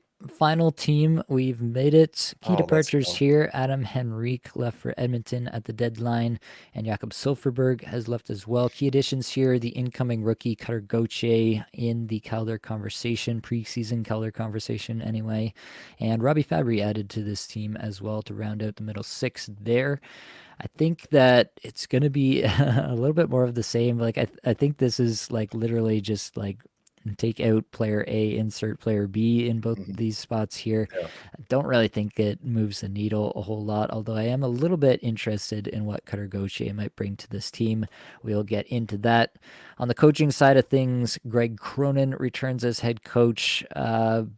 Talk me off this cliff here, Blake, but I think I've said this to you offline, but I think Cronin is probably in the running for the worst coach in the league, at the very least for fantasy purposes.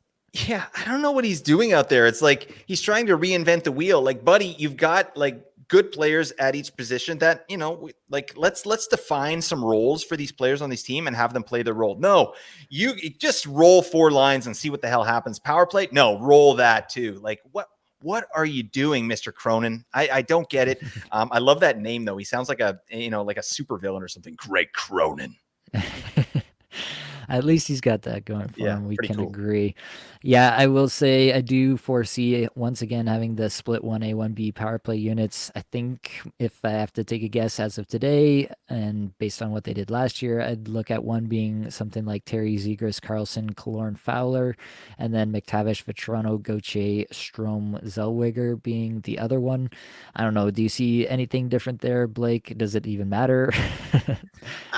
Maybe, you know why it matters is because Anaheim has the best schedule for fantasy. We have Yeah. to figure out what the hell is going on in Anaheim, and Greg Cronin's tooting in our faces. All right, it pisses me off, but it's every year, right? Most off nights, Anaheim, worst coach in the league, terrible deployment. What the hell? So I don't know, but I do think, like, did you see or listen to the 32 Thoughts podcast there with Elliot Freeman? He was talking about Cam Fowler. Yeah. And yeah, so I think his days are numbered here in Anaheim. I like, even if he doesn't get traded before, like, I can't see them trotting him out on power play one at this point. Like, knowing that he's got a foot out the door, I think we're going to see one of our boys. We're going to see the fresh maker Minchikov or Owen Zellweger on there. But yeah, I think Killorn, because he's that grizzled veteran, will probably get it, and I think that's how power play one's going to roll. All right.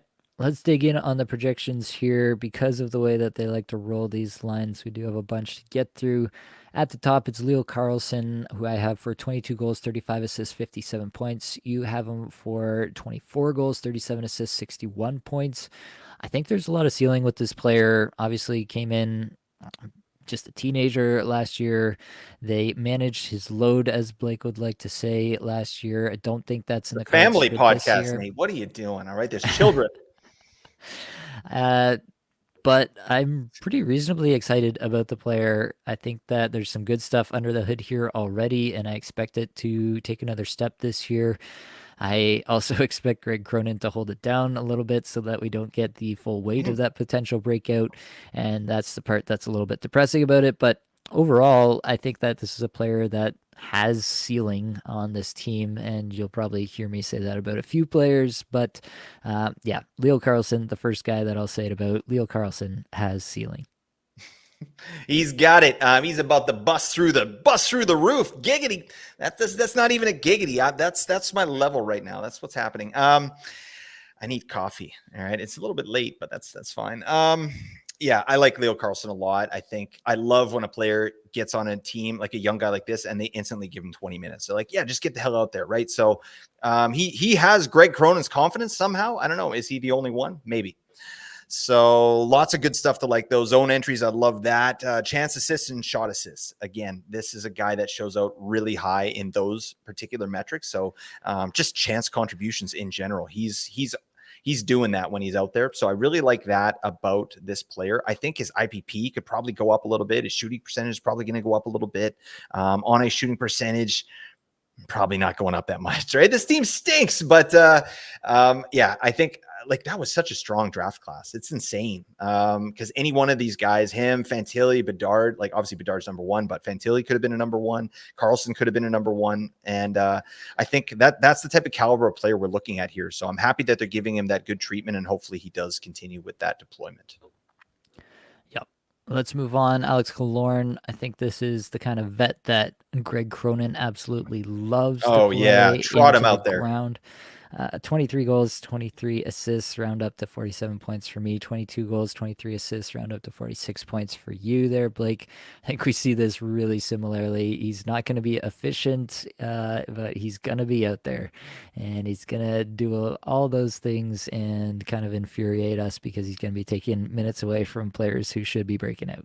Yeah, that's really it. I mean, I'm happy in real life that there's a player like this to help develop these players, right? Sure. And we got beefer extraordinaire Radko Gudas there as well, who I think they're going to name as the captain.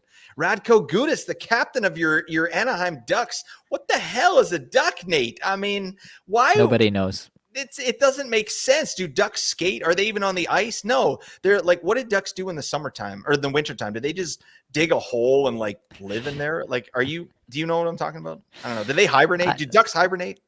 I don't even know what a duck is, Blake, so I couldn't possibly Okay. All answer right. the questions you're I'll asking. Google it after I'm done. Anyways, Alex Killorn, like maybe you'll pick him up as a streamer because they have so many off nights. But Alex Killorn's going to be on our rosters this year, Nate. How does that make you feel? Yeah, that makes me feel like fantasy season is just around the Oh corner. yeah. Troy Terry, let's move on before I get too sad. 25.5 goals, 36 assists, 61 points there for me. 27 goals, 39 assists, and you have him up to 66 points. I would love to be that excited about Troy Terry once again, but it's hard for me to believe that Greg Cronin is going to allow him to be the player that I think he can be. I think this is actually probably the best offensive talent on the team.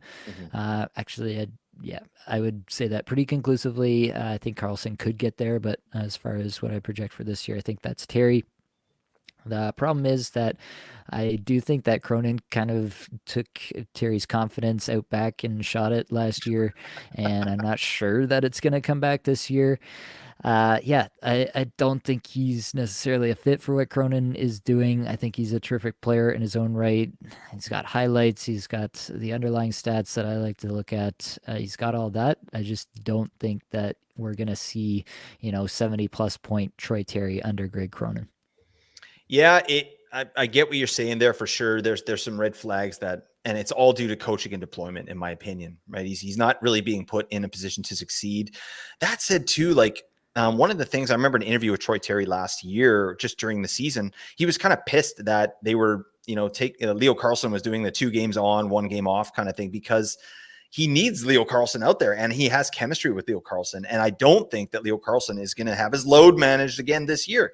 So, I think there'll be a little bit more consistency there. Maybe that could equal a little bit better production from Troy Terry. But the fact is with Terry, he's one of the best rushers. He's the best rusher on the team. There's no question. He's one of the best rush players in the league. Troy Terry is. Like, he does that. This guy's amazing. Zone entries, chance assists, chance contributions, all that stuff. His rush offense is elite, right? But is Cronin going to let him off the leash? And that's really the issue there. Like, his efficiency has been shot for the last few years. Terrible. I think he has some headroom there, but I mean, it's one thing to just wish that it gets better. It's like, I need to see it a little bit. And I'm not sure that I see how the efficiency goes up unless Cronin decides to put him out on the ice a little bit more. For sure. Let's talk about Trevor Zegras, one of the harder players to project Yeah. on this team for sure. 20 goals, 36 assists, 56 points for me. 22 goals, 35 assists, 57 points for you. Again, a player with a lot of ceiling, a lot of talent. Definitely seems diametrically opposed to what Greg Cronin values in a hockey player. Mm-hmm. And so, for that purpose, it's really hard to see how Zegras hits on any of that ceiling or any of that potential this year. Yeah, once again, it just seems hard to envision how Zegras gets free reign to let all that creativity just flow and be the player that he is on the ice. I don't know. Do you have any more hope than I do for Trevor Zegras this year? That's so sad. Oh God. I mean, this is how we have to end the pod on these on these wilted ducks. They're sitting there, their beaks are all beat up. I don't know what's happening. But yeah, this is a guy. He was on the cover of the NHL, the EA Sports NHL game. Look, the pinnacle of NHL, not Stanley Cup. No, No. He was on EA Sports NHL. He was the cover athlete, and now look at him. All right, but I mean, we're looking at value with Zegras here. This is a guy I think you want to take a swing on for sure, because you could get him massively late. Like, you and I both projected Zegras, I think, for 65 to 70 points last year, and it's still the same player inside. Yeah, granted, he's coming off some injuries here, but he just re-upped with the team kind of in a show me contract, right? I think that was a 2-year deal, if I'm not mistaken. I think he should be a part of this future here. This is a guy, like, they couldn't score worth a damn last year. And this is a guy, maybe one of the best offensive players, if not the best offensive player on the team. I mean, in terms of just pure offense, like that's what Trevor Zegras does. So, but it's similar to Troy Terry. Like, is he going to unleash this guy? Is he going to give him some run and let him play out there? Like, from 2022 to 23, in that season where he had 65 points in 81 games, he played just under 19 minutes. Now, last year under Cronin, granted only in 31 games, 1705. So if we see that again, I'm not interested in Zegras at all. All right, let's continue on. Ryan Strome, you didn't project him, but I did, unfortunately. 12 Oh goals, no. 24 assists, rounding up to 37 points there. You're not going to be interested in Ryan Strome unless you're in a deep league streaming Ducks. Let's move on. Frank Vetrano, 29 goals, 23 assists, 52 points for me. 31 goals, 23 assists, 54 points for you. The big attraction with Frank Vetrano is the 262 shots that I have him projected for, the 132 blocks, the 132 hits, 75 blocks. All that is pretty interesting with Toronto. Also, the fact that this is a player that Greg Cronin actually likes. Yeah, but again, another guy that's very difficult to value, right? Like because of his season last year, I think the book is out, right? Like we're like, okay, this is a guy that ended up in like the top 30 in your fantasy leagues in certain formats. Frank Vetrano, like just I thought this was a waiver guy all year. I swear I missed the boat on this guy, and then I looked back at the end of the season. I'm like, 37 goals, 60 points, plus insane periffs, 156 hits, 81 blocks, 20 power play points. This guy's a wagon in it just himself, right? But there's a lot of things that went on there that I just don't think are sustainable, right? Highest shooting percentage of his career. I mean, highest ice time of his career. Does Cronin go back to the well there with a player that's in a contract year? Are they interested in keeping Frank Vetrano, or do they want to give some run to some of these younger guys, right? Like they have a lot of good players on their third line that just are getting no opportunity, right? So yeah, I'm not convinced that they are into Frank Vetrano. And if that's the case, I could see him being deprioritized again as soon as this season. No, Frank Vetrano definitely a leading candidate to be traded to the Leafs 2 days before the trade deadline. Let's go. Mason McTavish, 21 and a half goals, 24 assists for me, runs up to 46 points. You have him for 23 goals, 21 and a half assists, 45 points there. I think the role here is even more in question with Mason McTavish than even like a Troy Terry, Killorn, Vetrano, Carlson, right? Yeah, I don't see him elevating beyond 2C at any point. I think he's going to be a clear second in the pecking order, whatever line he's on. So there is that. There is also the fact that I don't think he's going to be prioritized on the power play either. Like, I don't think he'll be the 1A power play for a lot of the season. So that part also depresses his value just a little bit for me there. Has a little bit of that banger to him, just under a hit per game, but it's not exciting enough for me to yeah, again, like raise him up in my estimation where I'll be drafting him. I think more realistically, again, for this year, is that he's a bit more of a streamer level player. Still very young player, could have a breakout, could, earn the Greg Cronin seal of trust at some point and elevate a little bit. But again, the ceiling on all these players is so muted just with the way that Cronin distributes ice time. Yeah, pretty tough. This guy came out flying though. 21 points in his first 22 games. He was looking like a real bargain there.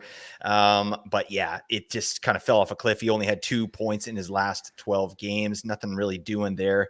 Again, this is the type of player though that if given some opportunity, I think could really do something. But it's just not there the way they deploy this team and kind of where they have strength in their lineup, right? Like they're going to have to move some pieces around if they want to get McTavish in some offensive positions there. So just, yeah, he's going to have a muted fantasy season, streamer level at best at this point. I know some people that are, they're calling this guy a sleeper. They're like, yeah, they're into Mason McTavish, and I just don't see it. I think there'd have to be some injuries or a coaching change for any of that to materialize. All right. Last of the forwards here. Cutter Gauthier, I have for 25 goals, 17 assists, 42 points. You have for 21 goals, 19 assists, 40 points. Gauthier has a really nice prospect profile, big time shooter. We like to see that. I have him for over 200 shots despite 15 minutes average time on ice. Nice. I have him for decent hits as well. Should be around a hit per game or possibly even more if he's really trying to make a good impression early on. Yeah. Could see him elevate that part of his game even more. So, yeah, I think that Gauthier has a lot of relevance in Bangers Cats, at least as a watch list player in the early going. It could be a situation if he gets on a hot streak early on. Like this could be a player that they really try to like highlight as part of their youth movement, try to bring the fans out to watch Cutter Gauthier. Like that could be a narrative that you could tell yourself about Cutter Gauthier and like his quest for the Calder or something like that. Yeah, yeah. I don't know how much I buy that as I'm saying it, but yeah, I think this is a nice player and should be a big part of their plans moving forward. Yeah, it's a nice piece. They gave up, reasonable assets to get him. So I think I like the idea of the player. Obviously, we got to see how he fits into the system here, but I think he should get some top 6 minutes, some moonlighting on the power play. This is a power forward with like pretty good hands, like some silky mitts on this man.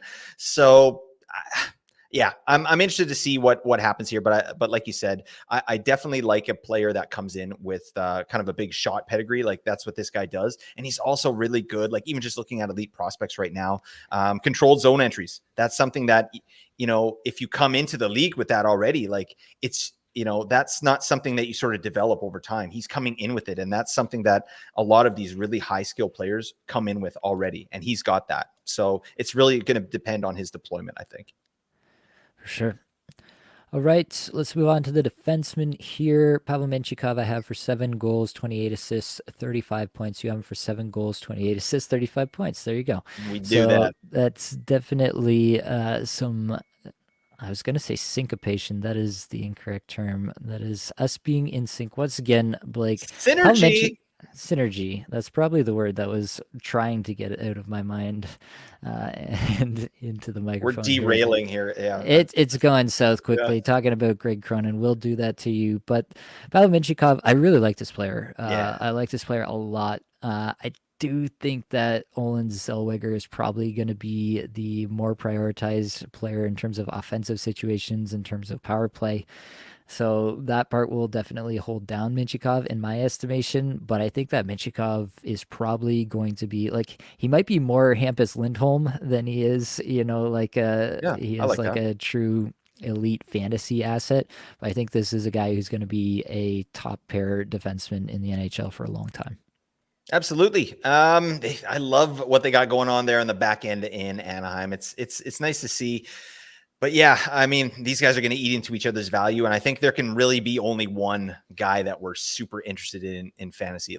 And I think it's going to be Olin Zellweger. Yeah, I think Zellweger is going to be your Rasmus Dahlin, and Mintyukov is going to be your Owen Power, most likely. Maybe kind of just that supplementary piece to the more offensively minded Olin Zellweger for fantasy, anyway. Cam Fowler, at least as long as he's there, I think will have a role. I have him for 7 goals, 34 assists, 41 points. You have him for exactly the same. Look at that. Yeah, as long as he's there, I think they'll play him. I think, again, we're talking about Greg Cronin. He's going to play the vets. He's going to play the hits and pretend that they're not as they're not as bad as everybody else. But oh well. That's how I feel about Cam Fowler. I know you have some thoughts about Cam Fowler, Blake, so please talk about him. All right. Well, you know what? Let's say you're at the bar, right? It's getting late. All right. This last call, you finish your last drink, and then you turn around and you're looking for anybody. You're like, anybody want to be on my fantasy team?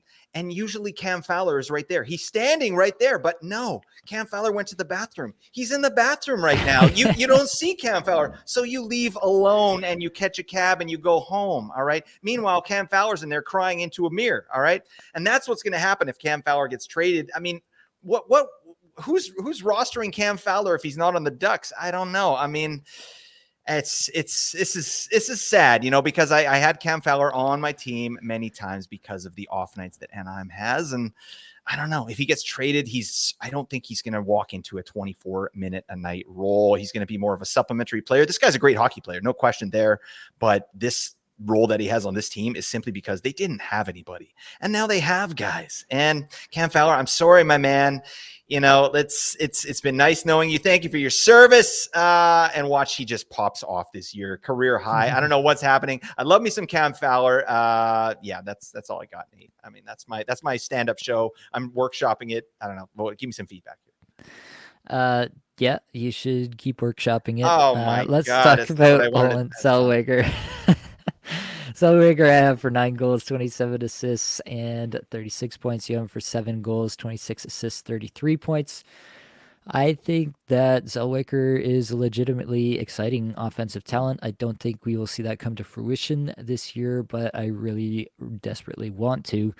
Yeah, the even strength IPP could be really high here on a team like Anaheim. I just don't think that they have the overall offensive environment to sustain anything much more than this, even with top power play. Mhm. I like top power play in Anaheim doesn't really mean anything. So yeah, you get like maybe 3 or 4 extra points and he cracks the 40-point barrier. Like, yay. Uh, Whoop-de-doo. yeah. Unfortunately, I don't think we're going to be able to get too excited about Zellweger this season in the current iteration of the Anaheim Ducks. I think it's a player we're going to get excited about in his career, though. That's for sure. I'm just on hockey prospecting right now, just comparing Zellweger and Mintyukov, and I don't know. Check out that site for anyone looking at prospects, hockey prospecting. I can't say the word.com, but Olin Zellweger, he's got an 89% star probability this year. That's nuts. Like that's high praise. Coming from that website. So, anyways, I like the player. Yeah, it's just the environment. I think if actually this is an interesting question in a dynasty league, who would you rather have, Zellweger or Mintyukov? I'll take Zellweger there. Yeah, I think that if either of these guys has 60 plus point seasons in their future, it's got to be Zellweger. So I will take him there. I would have to agree. All right, last here we will end with Radko Gudas because why not? I have him for 2.5 goals, 13.8 assists, 16.3 points. You have him for 3.6 goals, 15.1 assists, 18.7 points. You are so unbelievably high on Radko Gudas' scoring potential for this season. Obviously, that's not why we're drafting Radko Gudas. We're drafting him for the 284 hits and 185 blocks and 136 penalty minutes that I have him projected for. Would you like to say anything about the man, the myth, the legend, Radko Gudas, Blake? Just that he's an absolute beef dip. Oh my god, filled with ground beef. He's a turducken. He's like, but like the beef version. You know what I mean? Like, what's the beef version of turducken? Can we like a cowig? No, a pow. Oh, that's terrible. None of this sounds good. It doesn't have the syllables needed to make the joke funny. But yeah, buddy. And why did Radko Gudas scream in Joseph Wall's face? Why the hell? Like, buddy, you're on notice. All right. You're going to be a captain of a team acting like a dingus. No. All right. But beautiful jawline. The head of hair is receding. I mean, we're seeing that, but I feel for you, my man. Like he's a young man. I don't know where I'm going with this. Give me 300 hits, Radko Gudas. I would love to see that. That would make my fantasy season, buddy. Let's get to biz with Gudas. I love it. I just want to know how you know he has a beautiful jawline. He's literally always had this monstrous beard for his entire career. I have no idea what his jawline looks like. You can just tell it's just pure machismo. All right. Like, I mean, that's why the beard's so monstrous. That's just a 5 o'clock shadow. Didn't you know that, Nate? Oh, wow. No, I didn't know that. That is impressive then. Yeah, he's got what's elephantitis of the chin. I think he does have that, which is not no laughing matter, right? So I think hopefully he's getting some treatment for that. Okay. Let's get to the targets. I've got Troy Terry, Olin Zellweger, Leo Carlson. I'm not excited about any of these guys, but I will take them because they have lots of off nights. Blake, who do you have? I got Carlson, I got Terry, and I got Zellweger. You had me at Olin Zellweger. I messed up that joke too. It doesn't matter at this point. If anybody's listening, it's an hour 56 minutes in. If you're here, we salute you, fine people. Thank you for being here. We salute you, and we'd like to know which team you are most excited for in 2024-25. Comment below. While you're here, check out the Discord link in the description. Get in the 51st or 52nd best ball draft that we'll be filling as we speak. While you're here, like, rate, review, subscribe, comment really does help us out. That's all we've got for this episode. Hopefully it brought you some value and helped you get just a little bit better at fantasy hockey today. All the advanced stats you heard today came from Natural Stat Trick, which is a terrific free resource. Confirmed. Many thanks to the band there for supplying the music for this podcast. Be sure to check out their Spotify as well. And that's it, folks, on the projection series for 2024-25. Much love.